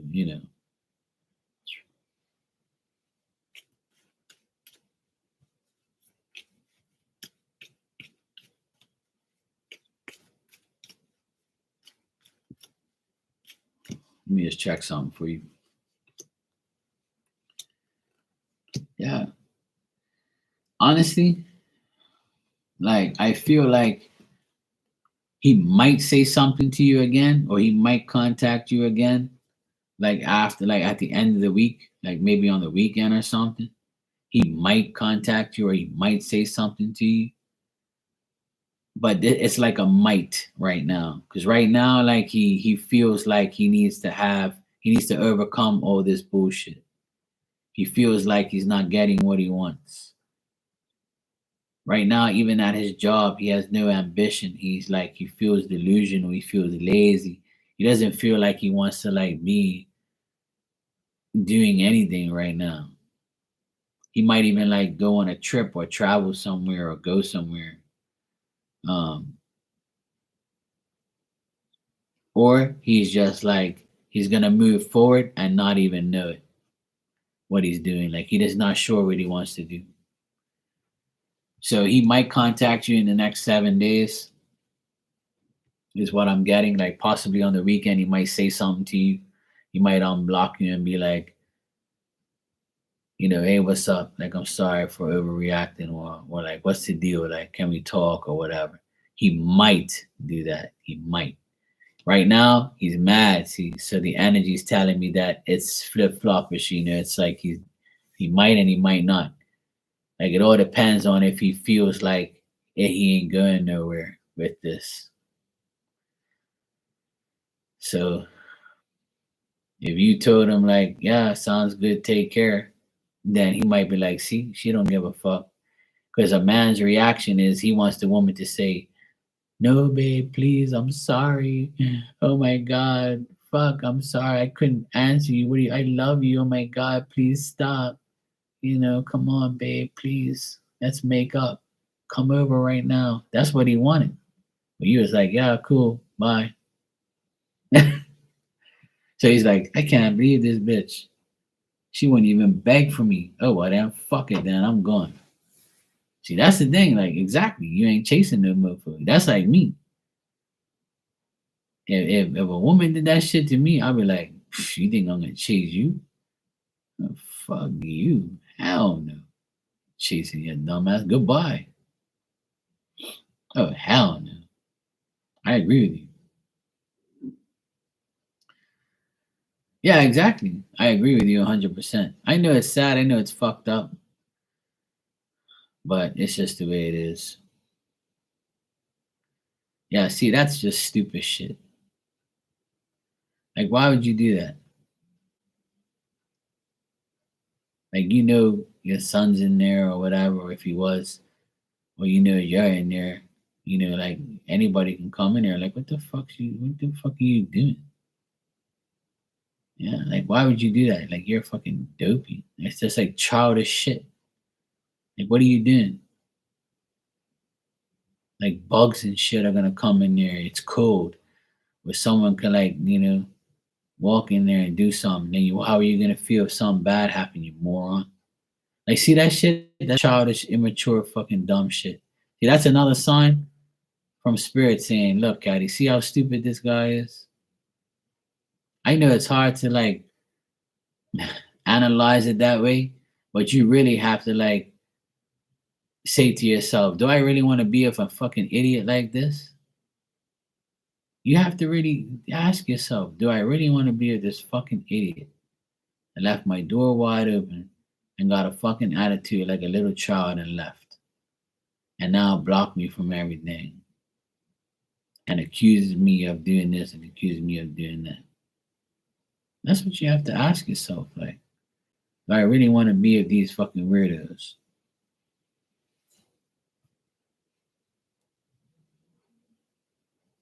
That's like me, man. This year and last year, I was always like, I had some faith in this chick that I was talking about on here. And after certain conversations, I was like, yep, this is a red flag. Then I said, you know what? I'm just gonna say hi and hello. That's it. I ain't gonna chase no hoe. I ain't gonna chase no woman. Fuck you. When I see her now, I'm like, hey, how you doing? You okay? How's things? Good. Okay, good. Bye. 2 minutes and see you later. Have a nice day. See ya. Don't want to be with you. Yeah.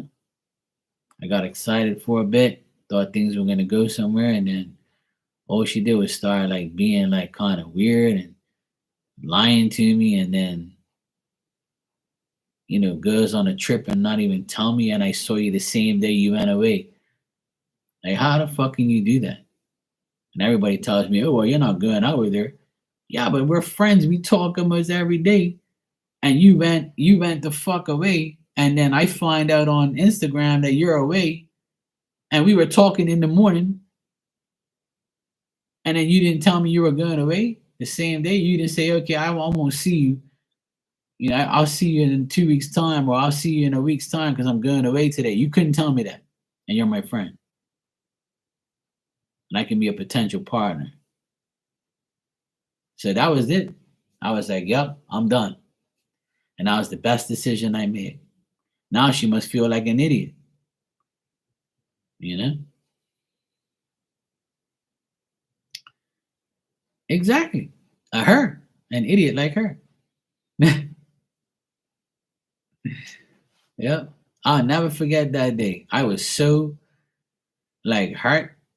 I was like, wow, we had such a good time this week. Like the week leading up to her going away, we had such a good time.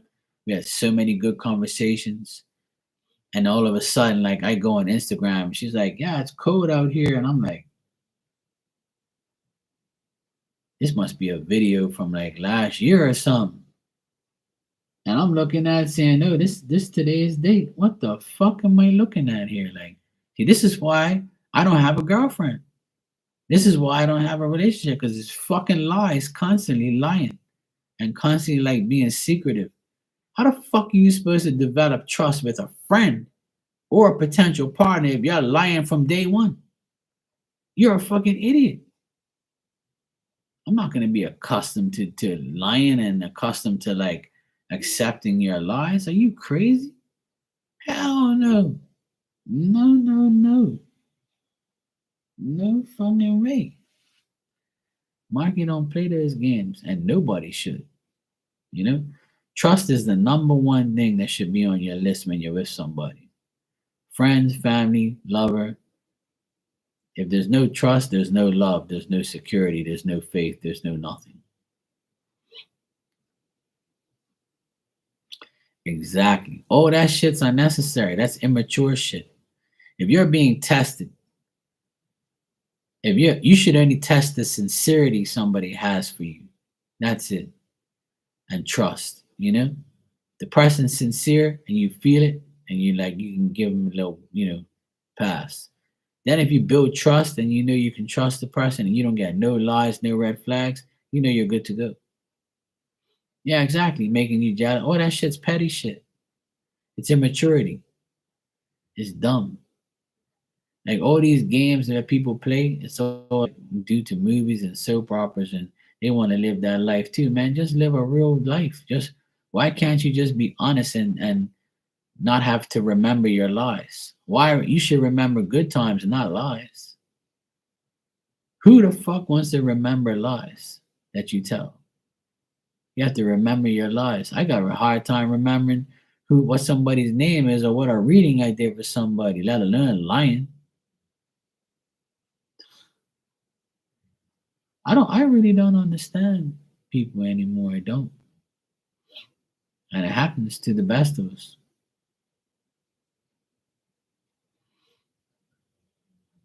I know it's hurtful. I know it's hurtful. I know emotions get in the way. I know how people are. Listen, I'm very sensitive. I'll admit it. I'm a sensitive guy. And if you lie to me, it hurts. If you disrespect me, it hurts. Because I don't deserve it. Because I don't do any of that shit to anybody. I don't lie to people. I don't disrespect people. You know what I'm saying? I'm not manipulative. I'm not a bad fucking person. So why the fuck you gonna do that to me? Like, well, how do I deserve that? And you give me a reason on how I deserve that. So of course I'm gonna be hurt. Of course I'm gonna be sensitive. Of course I'm gonna test you to see if you're really trustworthy or you're somebody that I want in my energy or in my fucking life. Of course, hell yeah. And everybody should be the same, you know? And that's why these friendships and relationships don't last. Because people get fed up of dealing with bullshit. They get fed up of the lies. They get fed up of the, waiting to see if the person gets their shit together. I'm not waiting for nobody. It's either you come complete or don't come at all. If you're not complete already when you come to me, then I don't want you. I'm not fixing you, and I'm not helping you fix yourself. You gotta be already complete when you come to me. I ain't got no time for that bullshit. I got no time to listen to your sad stories and your breakups or how the person treated you last. I don't want to hear none of that shit. I want to hear how you and I are going to be together as a power couple. How you and I are going to be together to make shit happen. I want to hear about what we are going to do together. I don't give a fuck about your past and what happened. I want to know you for you right now, 2023. Right now. What are we going to do together? Who cares about the past? Who cares about yesterday? What are we going to do today? That's me.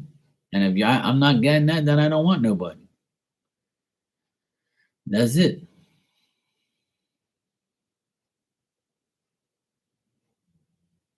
Yeah. And if there's always another one, then what's the sense of being with that person?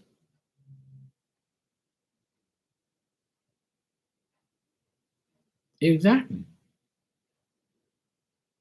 And another thing, Caddy, you have responsibilities. You have a son to raise. You have a job to deal with. You have a house to maintain. You have a mother. You are a mother. You have a life. So that person should be, supporting you instead of testing you. This is the problem I have with relationships and people in general. This is why I have this channel, for example, is because people support me. I'm not gonna care about the minority or the assholes and stupid people that came in here and disrespect me or tested me or annoyed me or disrespected me or didn't pay for something. I don't care. Like you're just a minority. Look how much great people I have around me. Look how much support I have. Look how much people who love me. I don't fucking care about you. If you don't care about me or you don't love me or you don't want or you disrespect me, bye. Good riddance. Go to hell. Exactly. There's gotta in order for a relationship to work, there's gotta be equal give and take. There has to be 100% from each person. You can't be slacking. And when that person doesn't give you 100%, you don't give them 100% so they can see and feel what it's like not to get 100%. You can't be. I know it's embedded in people where people just have to do everything, or they are the go getter, they are the breadwinner, or they are the one who wants to do more. But you shouldn't be that way. You should always make it 50-50, 100-100. You should always like make sure you communicate. Don't allow somebody to like fuck the program up. You have to be like, oh, you're gonna do it today, right? Or you're gonna do this, right? Look, you do this and I'll do that. Okay, let's work together. Or if you want, we can both do the same thing and do it together. I'll wash your dishes and you can dry them and put them away. Or we can just put them in the dishwasher and go fuck. Which one you want to do?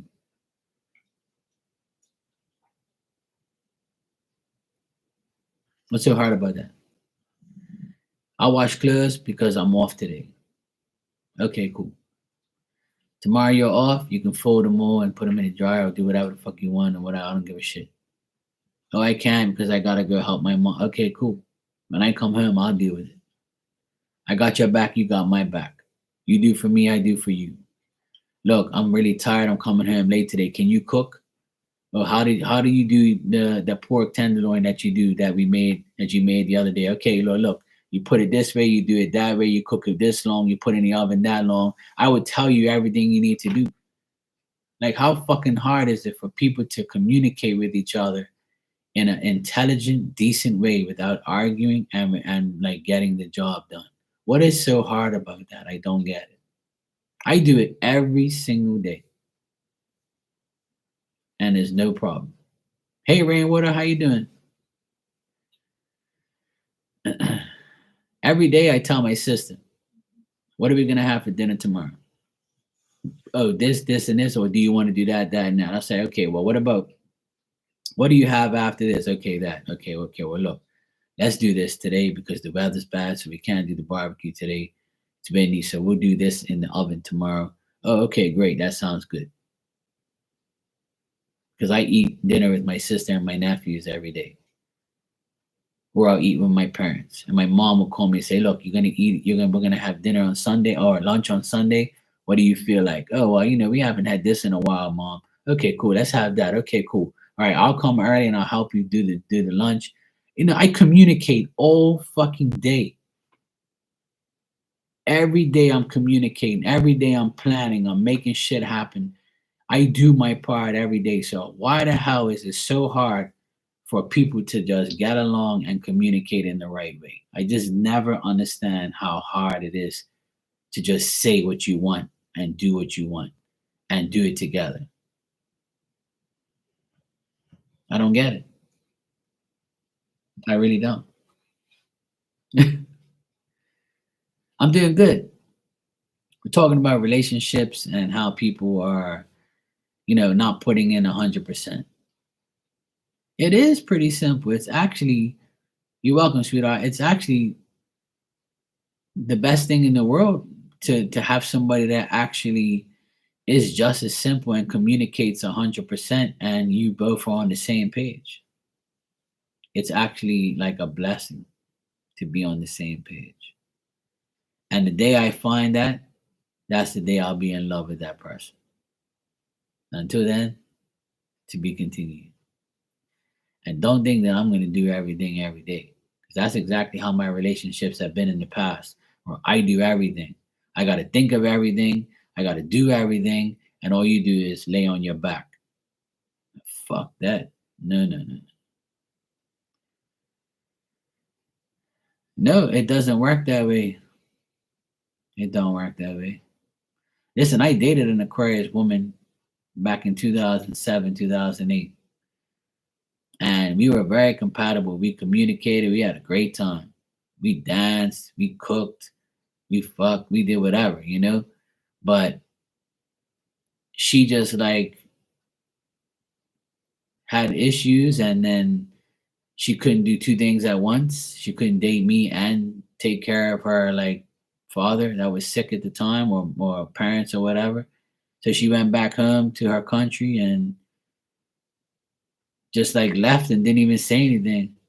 Changed her number. I didn't even know where she is. Don't even know where she is now. If she's alive, she's dead. I don't fucking know. She just disappeared. Just like that. And I'm just like in awe, like saying, how did I go from dating this chick to her getting into like some issues and then leaving and then not just like saying anything? It's like complete disappearing. I was just like looking at myself saying, what the fuck just happened here? Like, did this just happen? Was I just like, a temporary person in her life that was just, she just thought of me as just a temporary fix? Yeah, we danced. We had a good time. She taught me how to do the salsa. We listened to music. I was into music a lot. She was beautiful. She was everything I wanted. Same sign. I'm February 6th. She was February 10th. I was like, finally, somebody that, I can get used to. We laughed. We had a great time. But it didn't last too long. And then she just got up and left. She told me, hey, Mark, look, I got to go back home. My dad's sick. He might be dying, so I got to go right now. I'm like, okay, cool. Just let me know what's going on.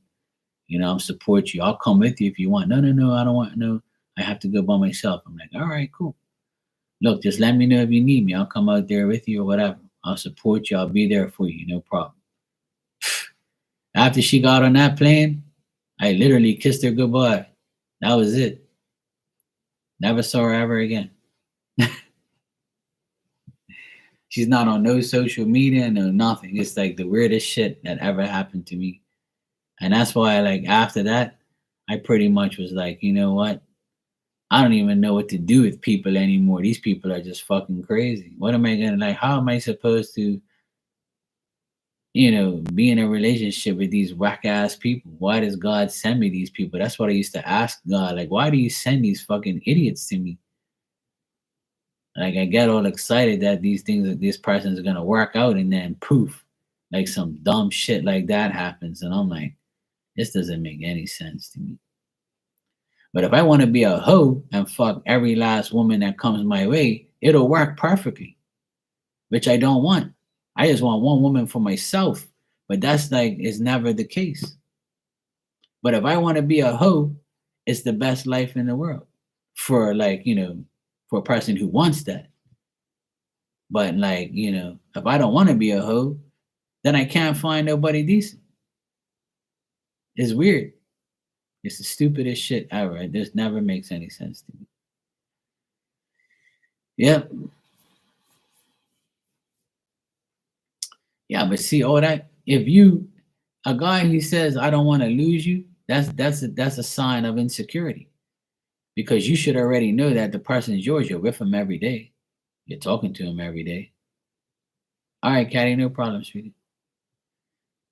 That's the thing. Like if you have to trust from the very beginning And then if you show the trust, then the trust will be gained in time. And that's the problem people have. They never understand that concept. Just trust that the person you're dealing with is going to work. And then if you trust that it's going to work, then it will work. If you doubt it, then it's going to remain doubtful. Then that person is going to feel it that you don't trust them, and they're going to feel like, yeah, I'm not going to try and prove myself to this person. Hell no. Fuck this. Now I'm going to test you now. Now it's going to be the test, test, test, test. And then it's going to blow up. And then you lost a good person because you didn't want to like put your trust and faith into what could happen and what could be. And that's like me. I'm the type of person when I meet somebody, I trust the fact that they're a good person. I don't judge them. I don't want to like judge them. I just trust that we're going to be friends and we can possibly be lovers.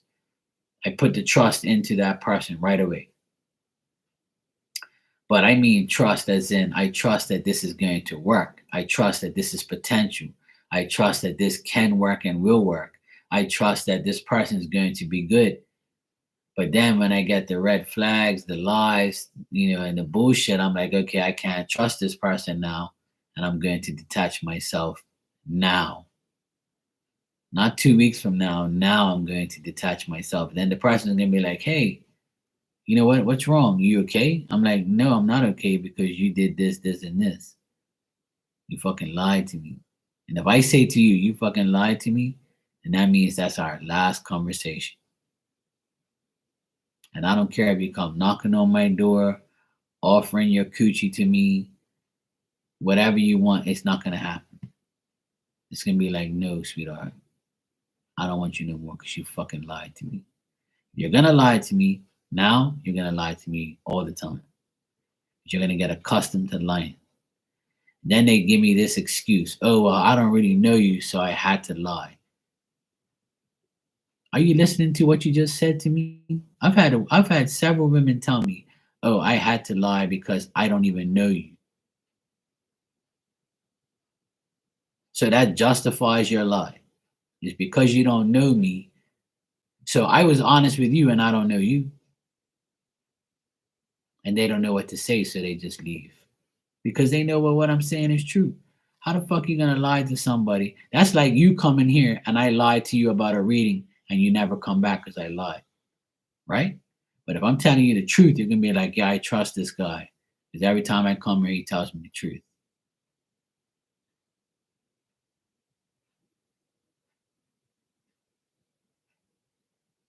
How is that so hard to tell the truth? I don't get it. I really don't get it. How people like don't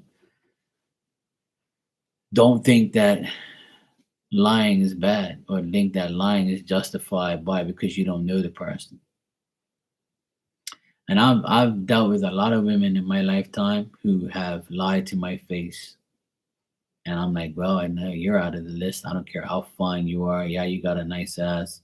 Yeah, you're beautiful. Yeah, you're my type. Yes, I want to fuck you. Yes, I want to be with you. But you just lied to my face, literally. So all of that I just said, it goes gone out the window. Because I rather have trust than have a woman that I'm attracted to, and let my dick rule my brain. That ain't gonna happen. Even though sometimes I want to just say fuck it and just be that way because obviously being good ain't gonna happen, ain't gonna work. But being good and being trustful does work because you don't get hurt anymore. You don't have to deal with no bullshit liar anymore. So I rather just be with nobody than to be lied to and manipulated and just have a sex based relationship that doesn't mean anything.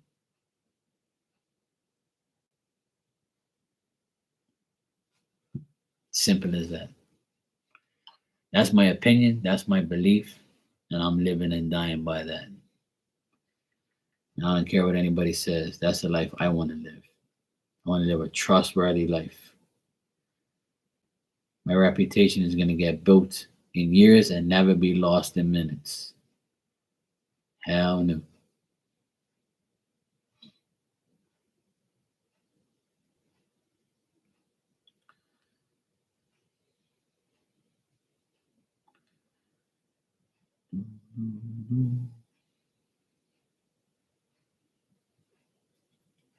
Cool. Oh, that's good. Let's see.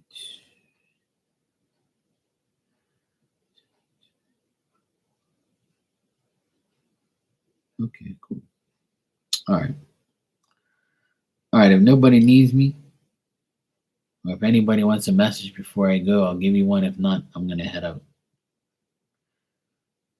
I'm really liking this purple. I'm not really like a purple fan, but I forgot I had this jacket. I mean, this hoodie. I bought it last year and I had it hidden. That's why it's all like kind of wrinkled. I know I had this hat, but I forgot I had this damn purple. But it looks good on me. I'm not trying to like, I'll be looking like Barney right now. I love you. You love me. I like purple. Purple looks cool. I kind of like it. It's nice. Oh, hey, Torgal. Same here. Sending you love, hope, joy, and happiness.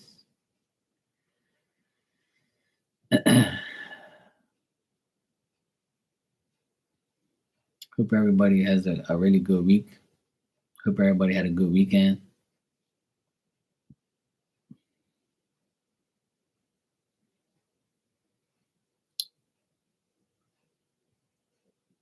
I might wear this tomorrow, like when I go grocery shopping. Just gotta find some black pants to go with it.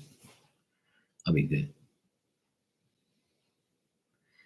Yeah, I saw your comment on there from yesterday. I appreciate the comment. Yeah, I had to deal with some crazy bitch that oh, definitely, like, and that's what I keep telling everybody, like, the minority is not gonna get me. And you know what? I emailed that person twice and they never responded back to me. So I knew I knew they had bad intentions. They tried to make me look bad. But it didn't work. Yeah, I emailed them back, and they never emailed me because she claims that I never answered her question.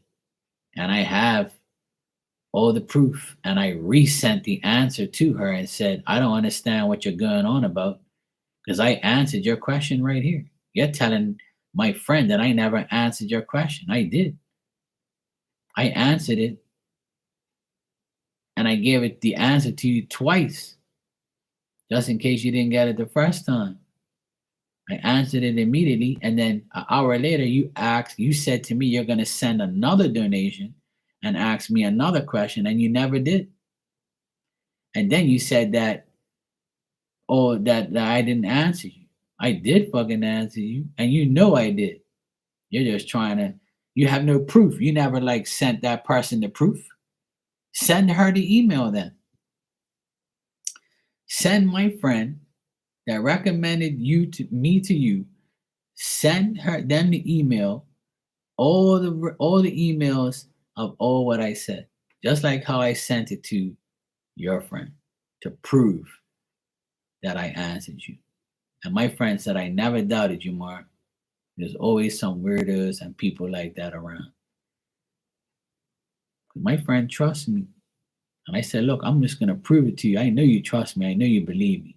But just to leave you with no doubt in your mind that this person is trying to make me look bad, here's all the information.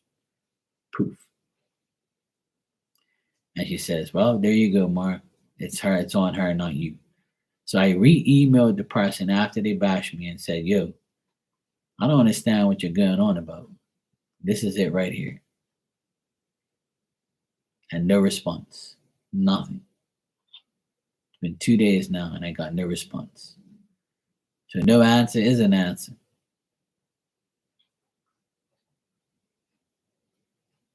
See? That's what I keep telling people. Don't fuck with me. I have evidence.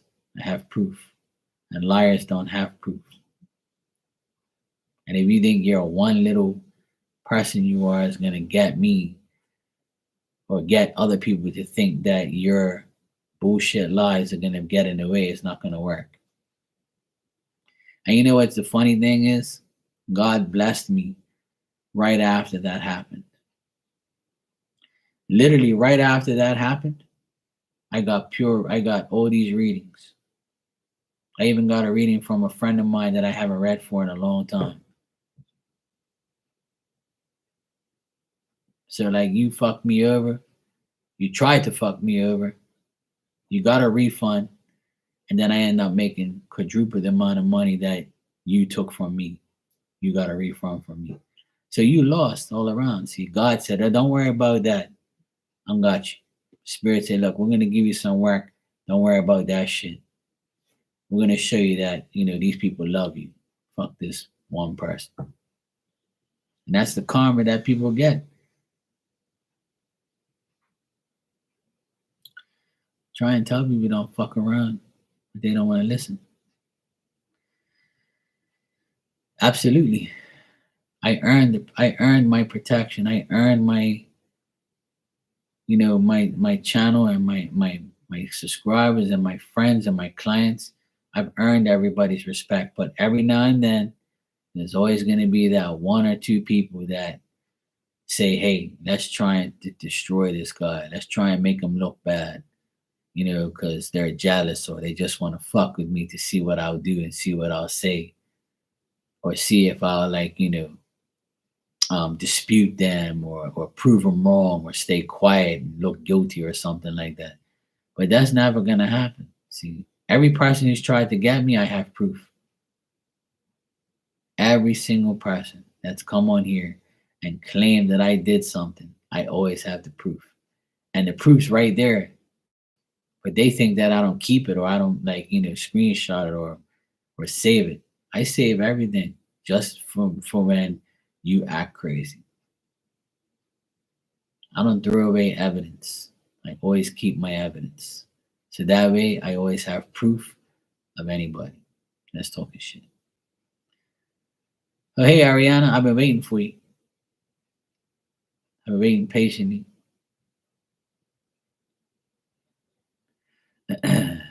Baby, come back. I got you. I wouldn't leave you stranded. I was gonna leave at 10 minutes because it's gonna be 1 o'clock in the morning. But I said I'll wait 10 more minutes for you. And here you are. See, Spirit's got my back. See, I said you need to help Ariana, wait for her to come back. Like, all right, I'll wait. I've been shooting this shit since you've been gone. So it's all good.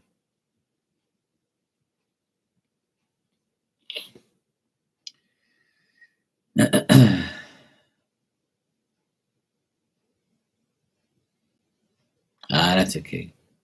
You gotta take care of the babies, kids. I know how that is. Today I was in this store and all I heard was this baby crying, and the woman wasn't even trying to make her not stop crying. She just let her cry away, and I'm like, oh wow, great mom. She probably is a great mom. She's probably just fed up. Hey, sometimes like that. Sometimes you gotta let them cry and cry and cry, and then they'll shut up eventually. They'll get tired. And I forget my nephew. He used to be inside one of those playpen thingies. Because every time he was out of the playpen, he would touch shit and be a nuisance. Then he'll be in the playpen going up and down, and I'll be like, hey, quiet. And he'll wait 5 minutes, look at me, and he'll be like, start again. And he was so cute. He had curly hair. He had this little beaky, little pacifier. And I was like, hey, cut it out, stop. Like, and I took him out, and he'd be like, yeah. He'd be like, stop crying. And then I'd be like, hey, don't be naughty. I'm gonna put you back in the playpen. And he'd be like, he was so hilarious. Yep, yes they are. And I was like, I told my mom, I was like, I'm gonna take his ass outside, let him run around the yard. He'll get tired. My mom goes, hey, that's a great idea. Do that. Took him outside. He'd run around, chase the ball. I played football with him. He was about maybe 3 or 4 at the time. His ass ran around, and then he was like, "Ugh." I was like, yeah, put him on my shoulder, took him inside. He went straight sleep in that damn paypan. When he woke up, he was like, I'm in hell again. I'm in jail. Wow. I'm like, yeah, all right, take your ass back outside again, tire your ass up, give him some milk, some food, back sleep again, you little nuisance.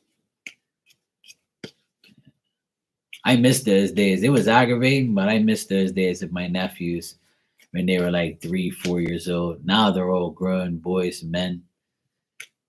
I love babies, and when they're like that age, it's hilarious. That's why I tell mothers and fathers, when your children are like from the day they're born to like 5 years old, those are the best times of your life. Trust me. After that, they start to run, they start to back talk, they start to say things, they grow fast, and then you're like, fuck, where did the time go? I wish they were a baby and they weren't a pain in the ass and they were sleeping all the time.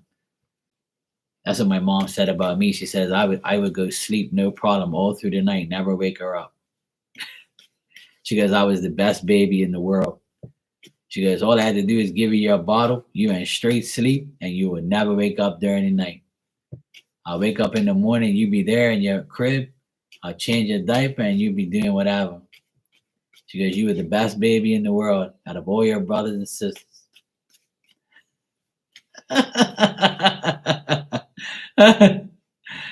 She gave me a Benadryl. No, she said all she had to do is feed me. She says all I had to do was feed you and give you a bottle, and you went straight sleep and never woke up during the night. Oh man, my mom made me laugh. She said it in front of all of us. Yes, oh, Mark was the only one that slept during the night. All you other ones were like little devils, never kept still, always crying. Rah, rah, rah. They were like, yeah, whatever, Mark. Yeah. I was like, yeah, I'm like that now. I go to sleep. I don't bother nobody. That's why I tell everybody I love you when you sleep, because you don't bother me. It was just like me. When I was asleep, that's when they loved me the most. That's why I came out the best. See? Okay, so you wanted to ask what would happen with Gabby, the sister-in-law. Okay, let's check.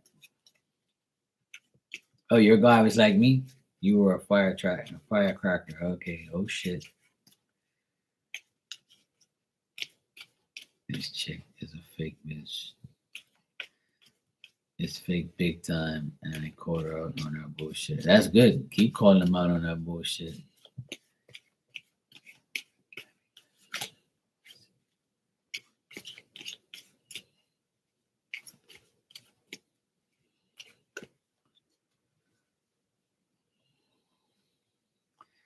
Does Gabby have like black straight hair?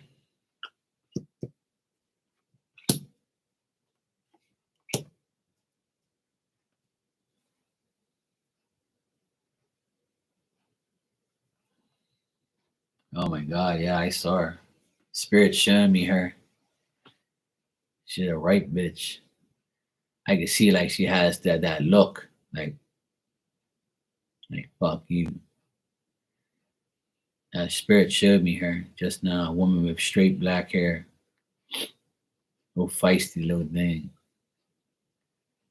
She got like a mad face, so she's pissed right now. That's what they're showing me. She's disappointed right now. She's unhappy. She's also unhappy with like her marriage and her relationship with your brother. Obviously, like she thinks that the family's against her. She feels like everybody's against her and everybody has differences of opinion. The only person that has her back is her husband. Um, and he's like the type of guy that's very patient and persistent, and he's dependable. He wants to be dependable to her. He wants to show her like, yes, babe, I got your back. Don't worry about my family. Don't worry about that. But I feel like he tries to keep the peace, or he's at least doing that with her behind closed doors. I feel like he's a hardworking guy, and she just like takes advantage of him. But she thinks that everybody in their family's fucked up, and they think that like you and everybody else like doesn't think that she's the right person for him, and all that bullshit.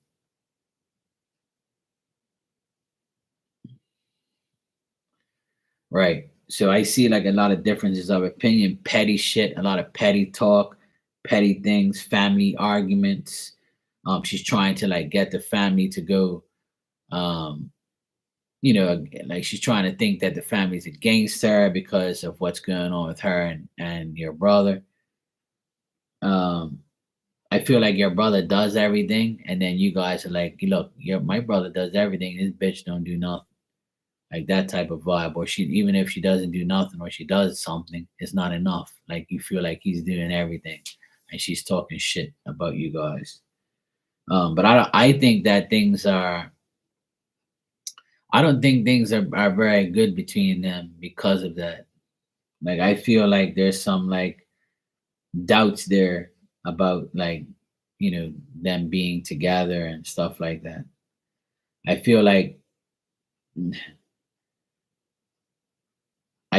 she's trying to say to him, like, look, you need to listen to me. I'm telling you the truth, like trying to make him like choose between you and them. Like she's trying to make him choose. Like, look, it's either me or your family. So don't think that we're gonna get married and you're gonna be choosing your family over me, because I run shit type of thing. Yeah. And Spirit showed me her just now. Like she's a bitch. So she's got like a mad look face right now. She's not happy. She's not getting her way. Biatch. I don't like none of my brother-in-laws, and I don't like my sister-in-law. And then now they're not even my sister-in-law and brother-in-law anyway. My sister and brother got a divorce. I only have one brother-in-law now, and he's the biggest asshole in the world. He's my biggest hater. He hates me. Oh my God, he hates me. And he sees me, he don't even look at me. He'll speak like in front of he'll speak. He'll say, hey, Mark. I'll be like, yeah, what's up? He'll be like, nothing. He won't say one word. He'll avoid me at all costs. He can't stand me. See, they told them all about themselves, and they didn't like it because it was the truth. And he doesn't like the fact that I have my own business and people come to him and say, oh, you're Mark's brother-in-law? Oh yeah, man, Mark's the guy. He's this, he did that, he did. He's like, he's jealous. Like he don't want to hear about me. So I know how that in-law, sister-in-law, brother-in-law shit is. I don't like none of them. And they don't like me. Fuck them. I don't care. I don't have to choose you. All right, let me check something real quick.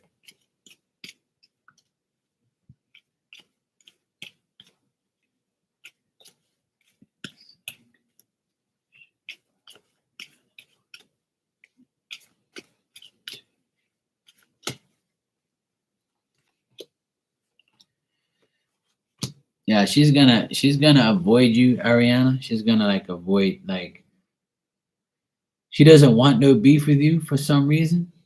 Like she says things, but she's frustrated as well because she can't face the facts. Like she's worried about her marriage, and she's worried about being unhappy, and she's worrying about like possibly like him, like her husband to be like saying to her, hey, look, like don't do anything crazy because we won't even get married. Like I feel like they're arguing, or like there's some, stuff like that. Yeah, sure, Rainwater, if you want to. Yeah. Um, I think that she's procrastinating things as well. She procrastinates, and she's kind of doubting what she's getting herself into because she's not getting what she wants. I'm getting like she's trying to like stir the pot between you and her and the family to see if like she's going to be accepted. And if you guys have doubts about her, that's pissing her off.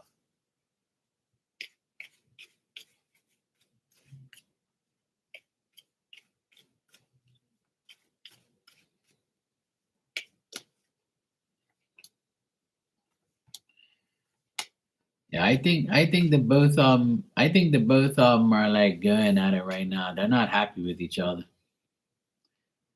He's starting to doubt her and worried about what she's doing. Like there's a lot of like back and forth between them. I don't know if you know that they're arguing, but I feel like they're arguing and they're doubting their connection, and like because of all this shit, they're going at each other. So there's like I feel like I feel like your brother is like, mentally drained right now. He's like, what the fuck am I gonna do here? You know? Oh yeah, I asked for you. It's like I'm getting spirits in my ear, and they're like, tell her that her brother's not happy, and the cards here are confirming it.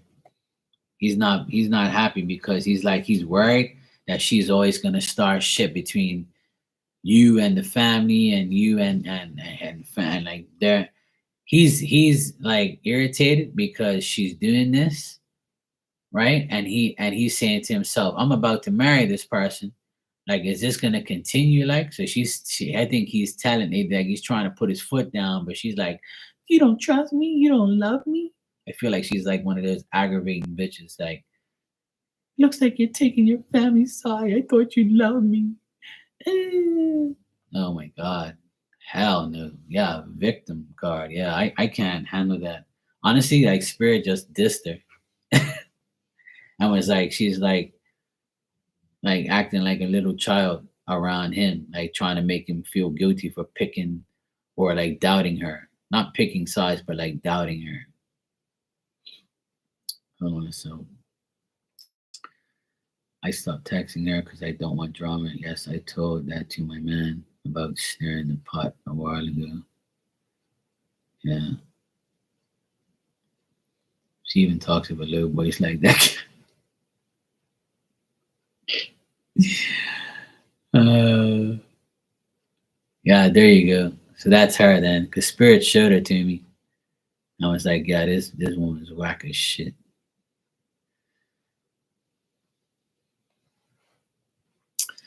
So yeah, it's not gonna get any better. I still feel like she's gonna play the victim and she's gonna aggravate everybody. But I think that he's on her side. Like, you know what I'm saying? Like he's like on her side, but like he's also being very cautious about what's going on. Like he's trying to figure it out. But I feel like his job is more important right now than him like trying to like investigate to see who's lying and who is not. So it's like because he doesn't create no action to like to her victimness, right?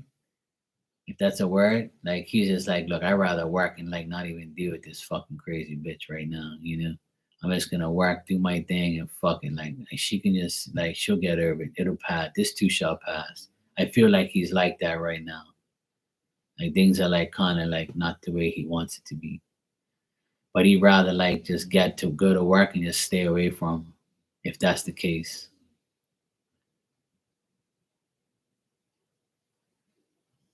Yeah, don't hold back. Fuck that. Let me tell you something. Don't hold back. Always tell the truth and always tell him about how you feel. Who gives a shit? You know? Oh hell no. You gotta put people in their place. And if you don't speak to her ever again, who fucking cares? It's her loss, not yours. You know what I'm saying? You gotta stand up for yourself. You gotta put people in their place. And eventually they'll come around. And if they don't, fuck them. That means they're not supposed to be in your energy. It's that simple. I never like understand why people think they have to be cool with somebody, especially if they're your family.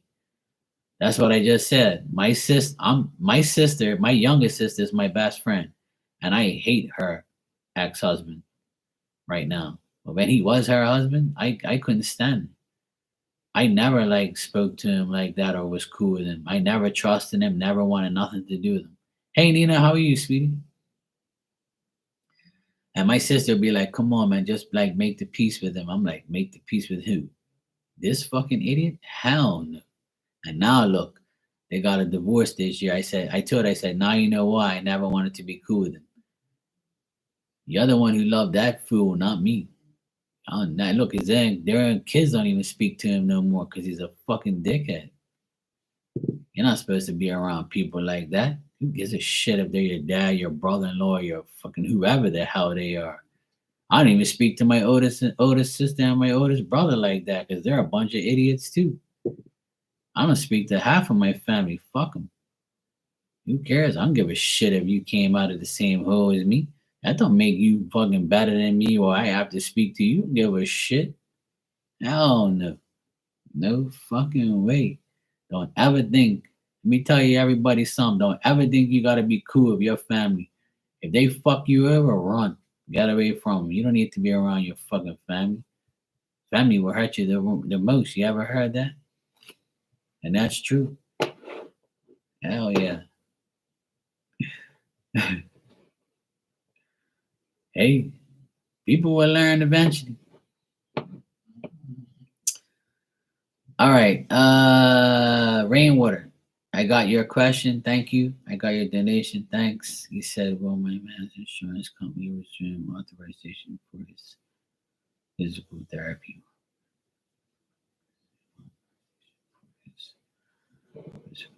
All right, let me check. Cool. No problem, sweetheart. Anytime. I got you. When spirit shows me the person in real life, like how they showed me just now, then that person is not a good person. Like they show me bullshit. They showed me like, yeah, this fucking evil. You know? Yeah, she sounds like a narcissist. But unfortunately, they're arguing a lot. So it looks like he's, might be like doubting what he's doing. But some people just don't care. They'll marry him anyway. Yeah, she's an undercover narc. Yeah. Well, as long as you expose it, that's all that matters. They could be narcissists to whoever they want. They even do that shit around me, or you, or anybody else. Hell no. Mm-mm. Not today, Satan, and not any day.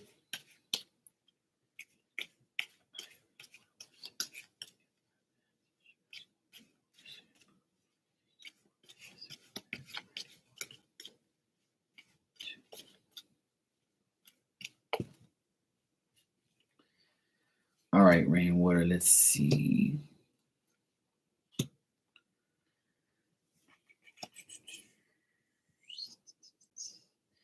What I'm getting here is he doubts they're gonna do it, and I feel like that's why you're asking the question. Obviously, I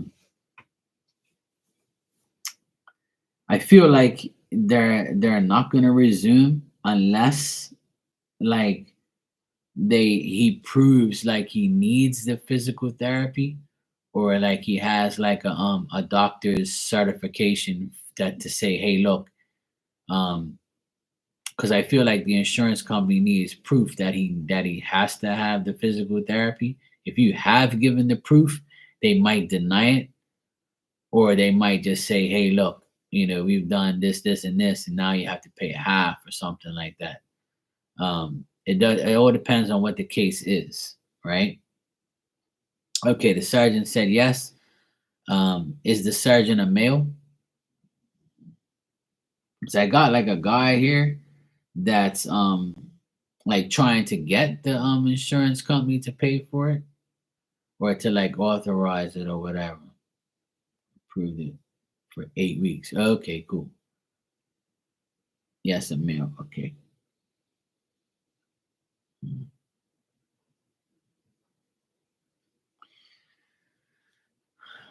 Like I'm getting like a kind of like a feeling here that this surgeon guy, he's a crafty type of guy. So he's got like some type of reputation and the insurance company's like, I wonder if this like is for real, like, or if I wonder if he's like doing this just to get like money or something, or like I feel like the surgeon might have like some discrepancy with the insurance company or with like other people. I feel like he's like a crafty type person. So they're like kind of checking it all out first and making sure that, it's legit. Like there's some shady shit going on between him and the insurance place. Nothing to do with your man, though. My dog snoring in the background. Sheila. Yeah, I remember you telling me. That's my dog snoring out of control right now. Hey, yo, calm down.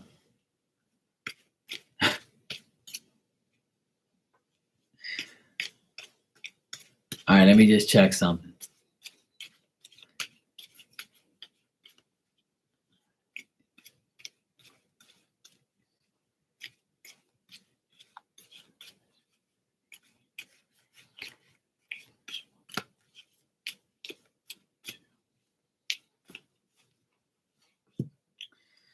I keep getting like some type of deception or some type of like, it's so weird, man. I keep getting like the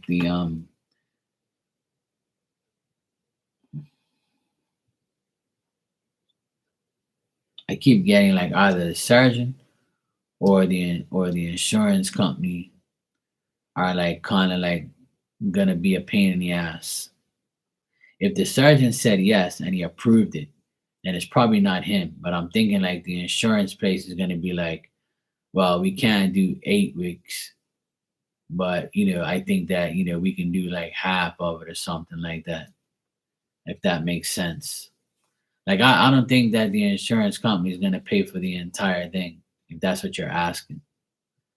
And I know you said it says like the way you wrote it, it says something about yeah, author will the insurance company resume authorization for his physical therapy? Yeah, that's what I'm saying. And I still see that it's not like it's not guaranteed right now, if that makes sense. And I know you're trying to find out if it is, but I'm still getting like a mixed feeling here where there's a man in charge at the insurance company and he's like, well, I think this surgeon's out of his mind. I'm not doing no fucking 8 weeks of this shit. We ain't paying for this shit. Hell no. Like they're like trying not to pay for it for that long period of time. Yeah. It's like they're like trying to contemplate it like they don't want to do it. Because insurance companies are scammers. You know that. And I know you know that. That's why I don't have insurance like that. God's my insurance. I'll take care of myself. Fuck you and your insurance. I ain't paying you all this money for nothing. Hell, no, I don't believe in insurance. That shit's a scam. I'd rather pay it myself. Yeah, I'm not getting like a guaranteed here like thing. That's what I'm saying. I'm not getting a guarantee. And the only thing that I'm getting is that they'll pay like some portion of it, or they're thinking about paying some portion, but not the whole thing, if that makes sense. Let me check if they'll pay like a portion of it.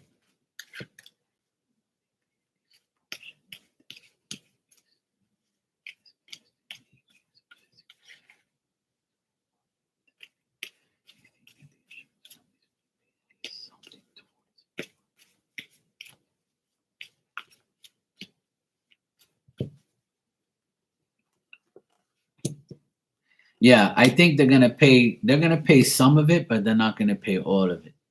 Like I think they're gonna tell him, look, we'll pay for half of it, but not for all of it. Like see how you said it's 8 weeks? They'll say, okay, we'll pay for 4 weeks, but we're not paying for no more than that. You pay half, we pay half.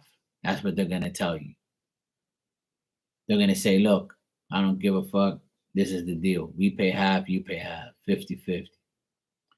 So if the total cost is 2 grand for 8 weeks, just I'm throwing that number out there. Say if it's 2 grand for 2 weeks, for 8 weeks, right? $2,000, they're gonna say you pay 1,000 and we pay 1,000. That's how it goes because we've already done this and already done that. Yeah, see, that's what it is. So they're contemplating whether or not this surgeon's bullshitting. You know,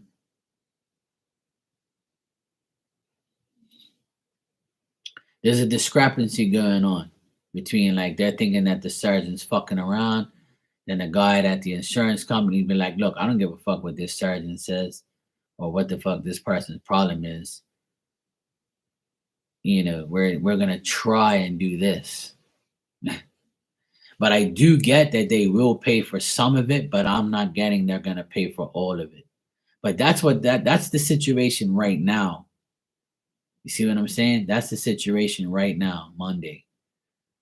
But this can change if there is like, a situation where you make it known like, hey, look, this is what the surgeon said, so this is approved. So there, but even though the surgeon approved of it, that don't make no difference. Like, it has to be like the insurance has to accept it. The insurance company is the one who's being the dickheads. Yeah, I know. Yeah, I know. But see, that's still nothing to do with the insurance. The insurance can tell you, no, fuck you. We already gave you like and there's a clause. I don't know how it is. I don't know how it is with you guys, right? But insurance is a scam, obviously.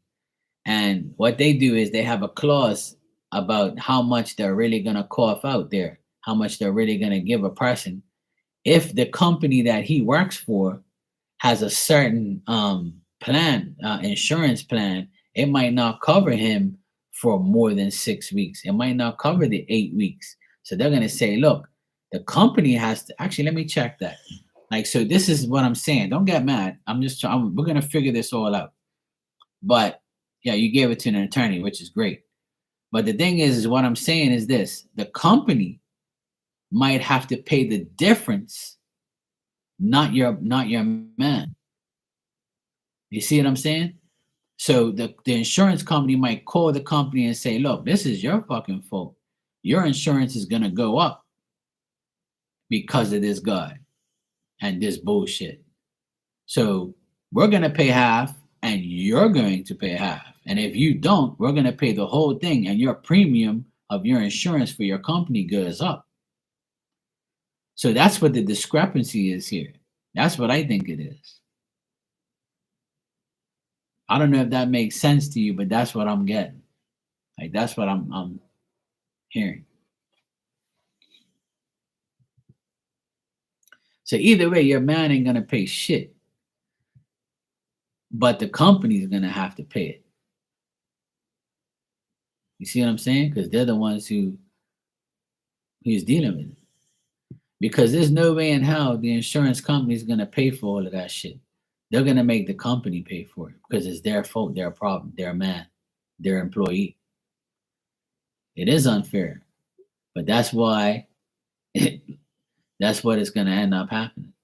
But let me just double check something. Let me see if the company is actually gonna. Let me see if the insurance company is gonna ask the company to pay for it, and will they pay for it?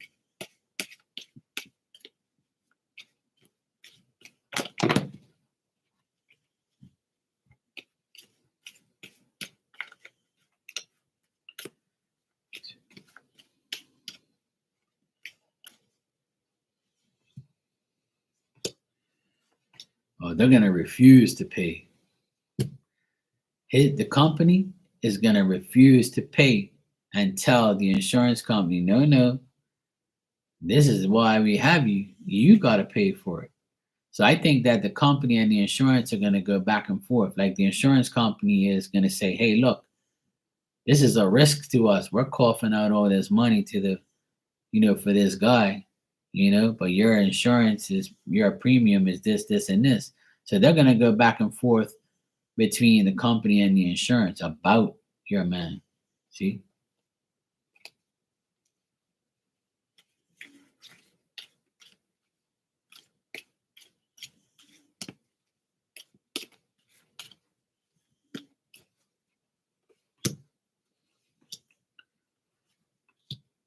Yep. So I asked, is the insurance company gonna ask the company that your man works for to pay, and they're gonna go into a big dispute between each other?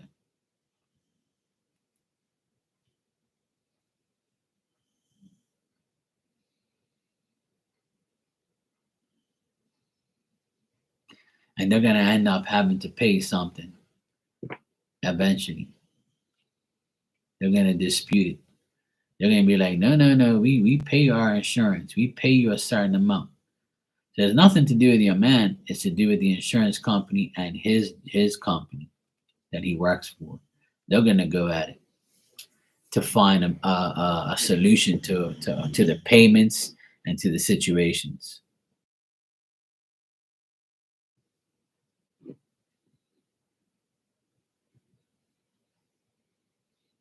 Yeah. So I don't know if that makes sense, but that's what I'm getting because I get conflict between two men. So it could be the surgeon saying, "Hey, look, this guy is fucked up. He needs this physical therapy.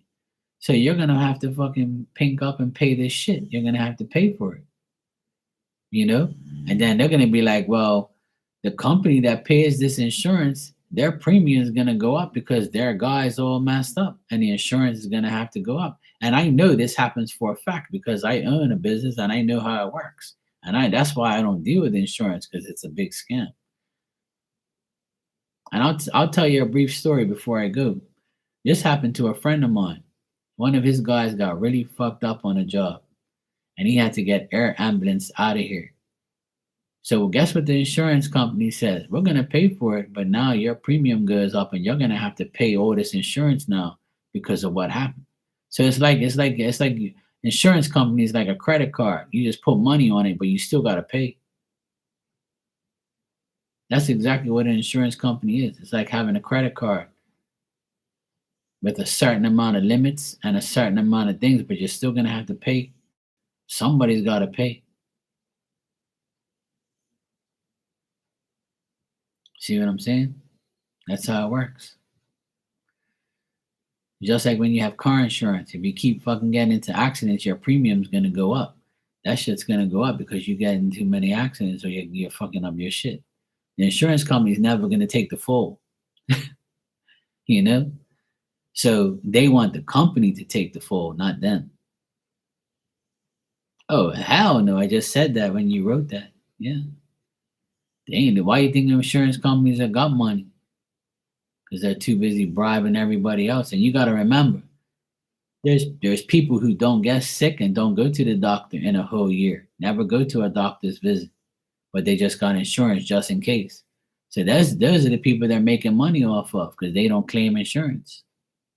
And what about all the drivers and motorcyclists that don't get into an accident? There's millions of them that don't get into an accident and don't claim insurance. And that's when the insurance company makes money. But those who claim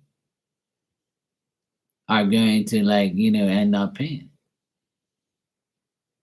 Yeah, I understand that. But they're not gonna keep paying for a disabled person. They don't care. They don't care about your man like that, even though that's sad, but it is, it's true. The insurance company don't give a fuck about nobody. They just want money. So if they're gonna cough out all this money for your man for the next 8 weeks, somebody's gotta pay for that shit eventually. And that's the company. The company's gonna have to pay. His company's gonna have to dispute it and say, hey, look, we pay our insurance. The attorney said they might get attorneys involved and things like that. But I'm getting that your man ain't gonna pay for nothing. I don't get him paying for anything. Nothing's gonna come out of his pocket. But there's gonna be a dispute between the company and the insurance place. And the surgeon can say whatever he wants. Because at the end of the day, he's just approving, what has to be done to his client, to his patient, I mean. So, but the insurance company is like, no, no, there's a limit to this shit. See, there's a limit to what they're gonna do for you. The insurance ain't gonna pay for you forever. Hell no. They've already paid all those weeks already.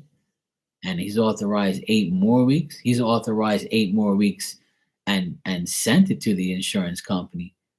But somebody's got to pay for it. So I think there's going to be a dispute between the company and the insurance place. But I don't think it's nothing to do with your man, though. I don't get that because it's not his fault. It's not his problem. It's their problem. That's why you have insurance. That's why it comes out of our paychecks every damn week. So I would say not to worry too much about it. I still feel like he's gonna do the physical therapy, and I still feel like he's gonna be fine. But I just feel like there's a dispute right now between the insurance company and his company that he works for, that he did work for. Yeah, if it's not his fault, then he's gonna be fine, and I don't get that anyway. I just get that there's two men that are going to fight about this and dispute about it, which is a man at the insurance company and maybe your man's boss or the owner of the company. They're going to go back and forth with the insurance policy. Oh, but it says right here in section 8 that, if anything happens, we have insurance to cover this shit. So if he's got insurance and they covered it, but they only can cover so much, see, every person is limited to the amount of insurance the insurance they have. For instance, my dad, right? For instance, my dad, he's 80 years old. He's been retired for like maybe 10 years now, and he gets pension. And with that pension, he has to pay for his insurance, and he's got like health care. So when he goes to, for instance, he went to the ear doctor today, and he had to pay $97 for the visit because his insurance doesn't cover the complete cost. And the insurance makes you pay for that visit, and then you claim that visit, and they'll give you like $40 in return. So you only end up paying 50. So it's all a scam. So you're paying them for insurance, and then you still got to pay for this shit, and then you get some money back. So like I said, in insurance, the insurance company is like a credit card where you pay interest on because they loan you the shit. Yeah, it's a scam. It's always been a scam. Look, when I went on my own back in 2007, I went on my own and I sat with a nice lady. She was very honest with me at the payroll tax place where I signed my papers for my business. And she looked me right in my eye and she said, "Sweetheart, listen to me. Don't get insurance and don't get no high insurance right now. You're going on your own. The only thing by law that you have to pay is your payroll tax and your government pension because you own a business. You do not have to pay mandatory. It's not mandatory for you to pay for health insurance. And if you do, something happens to you, pay cash." She goes, "You just starting your business, don't get insurance right away." And you know what? I took her advice, and I haven't had insurance for 16 years, and I have had nothing bad happen to me, thank God. And God is my insurance because I had faith that nothing will happen to me. And when I did go to the hospital twice in the last 2 times in the last 16 years, I paid cash. And when I went to the doctor last year for my ears, because I have ear problems every now and then, like wax buildup or something, and I had to get antibiotics. I paid $70 for like the visit, and like another like 40 something dollars for the tablets, and that's it. It's better than paying $500 a month for bullshit insurance. The money that you pay for insurance every year, you put in your bank, so when you do have something, you have the money to pay for the shit, the visit, or whatever you're doing. And if you don't have the money, you still owe the hospital. You don't owe the insurance company with like taxes and shit. So if you're smart, you don't get insurance. Fuck that. Look, my dad, he's 80 years old and he's still gotta pay for the bullshit. And his pension don't even allow him to pay for everything all the time. That's why it's all a scam. It's all bullshit. Insurance is bullshit. That's what it is. I don't care what anybody says.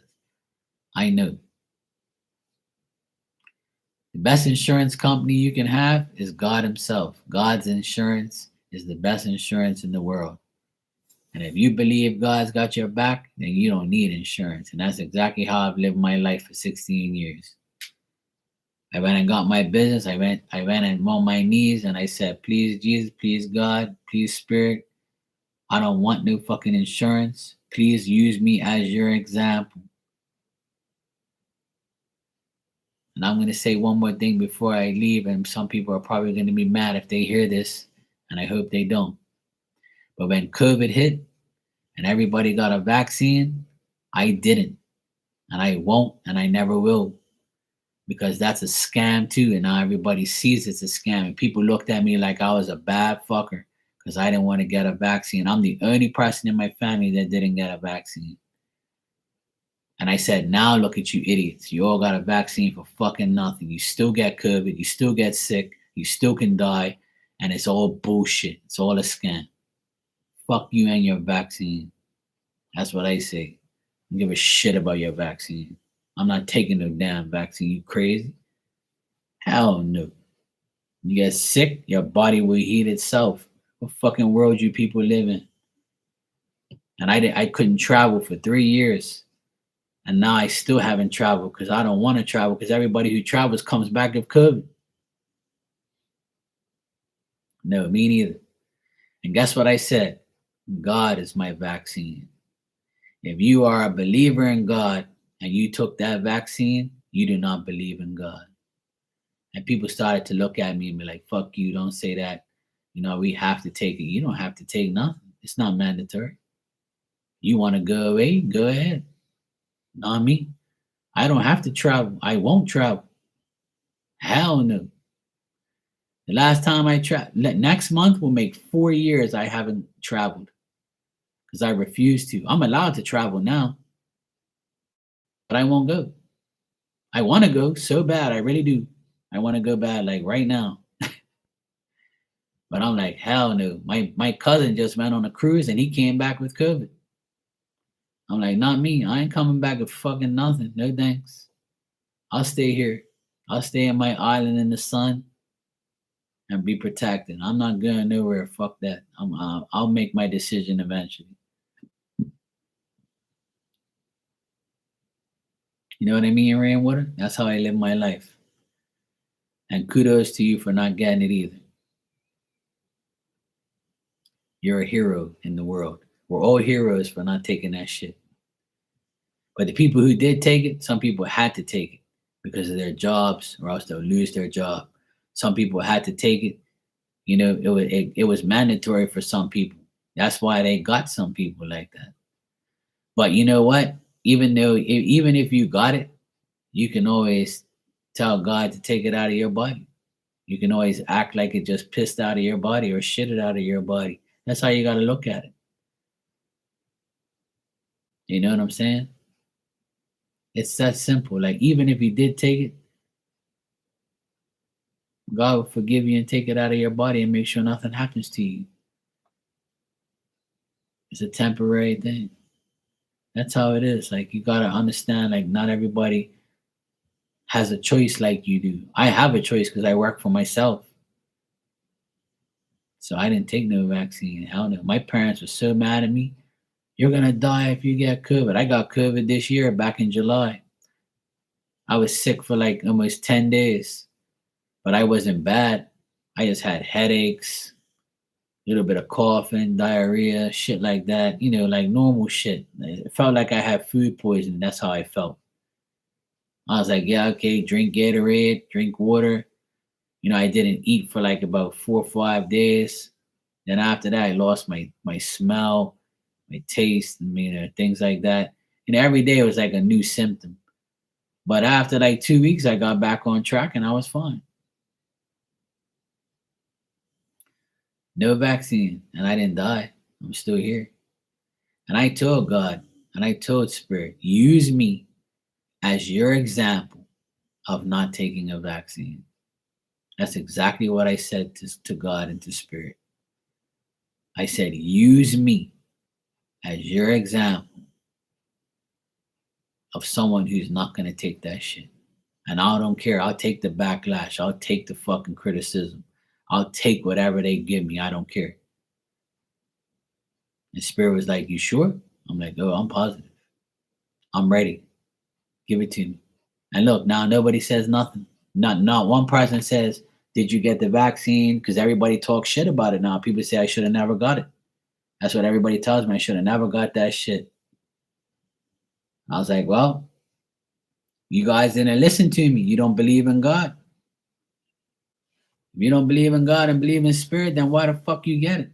The first thing Spirit said to me, don't you dare get that shit. And thank God I listened to him. Yeah. And who cares? Look at them now. They all look dumb. Yeah, exactly. Yeah. See, you got it and you're fine. You're living, you're good. Life goes on. You know? Yeah. I don't fucking care. Nobody says shit now. Nobody says, oh, you are smart, Mark. You didn't take it. Nobody says that shit to me. They don't even mention it because they don't want to look dumb. Because I make everybody look dumb when I tell them, do you believe in God? Yes. So why the fuck you get a vaccine? Oh, because I have to. No, you don't. Oh, because my job will get another job. Fuck them. Don't do it. It'll all pass. It'll all go away. But nobody listens. Oh well, not my problem. Bye. I can put my hand up for those people who didn't get a vaccine. Yeah, right here. Me, I didn't get one. Hell to the no. And I won't either. And I'm not getting no booster, no none of that bullshit. And I'm perfectly fine. You're damn right. Amen. Hallelujah. Thank you, Jesus. This dog is so hilarious. Look at her. She's literally snoring her brains out.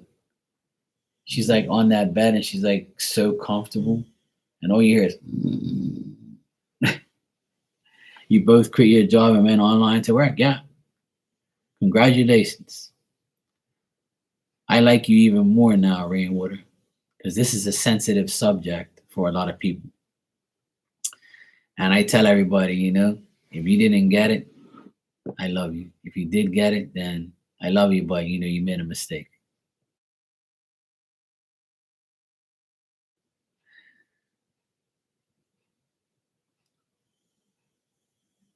Yeah, she is. She's a pain in my ass, dude. She's so freaking loud. All right, I'm gonna get out of here. It's like 1:40 in the morning, so I'm gonna go get some sleep. It was a pleasure talking to you. Yes, I try to be, and you're awesome too for not getting a vaccine. And I talk about it freely now. I don't get in trouble. I don't give a shit what anybody says. It's not like you know they're gonna take down my live or something. I could care less. Any you and I in here right now, so it's all good. I've made a lot of people realize that they should have never got it, but nobody listened to me. Okay, my whole family. I told my mom and dad, don't get that shit, and they went and got it, and they got worse. They've had nothing but problems ever since they got it. And I was like, yeah, you know why? Because when you stepped up to get that vaccine, they have a different one for old people to make sure you die in a couple years. That's what they're doing. They're trying to get rid of you so they don't have to pay your pension and pay your shit. No, they wouldn't do that. Oh no, no. They're just saints out here, you know. Everybody loves God out here. You think so? Well, you got a next thing come. And once again, I was right. I proved it to him. All right. Good night. You're welcome. And thank you as well. I wish all the best to you and your man. Hopefully that insurance shit gets settled. But at the end of the day, I don't see nothing coming out of you guys' pockets. I just see like the dispute between the company and the insurance, but I still feel like everything will be fine. That's their problem, not yours. So Looks like it'll be okay anyway. But what I do get is it might not be like the whole 8 weeks. It might just be another 4, and then they might see how it goes. So just keep me informed and let me know. But like I said, I don't get nothing like where you guys have to pay for anything. It's just a dispute between them, which just makes sense. So we'll see. Hopefully you'll be all right. Just keep praying, keep believing, and you'll be fine.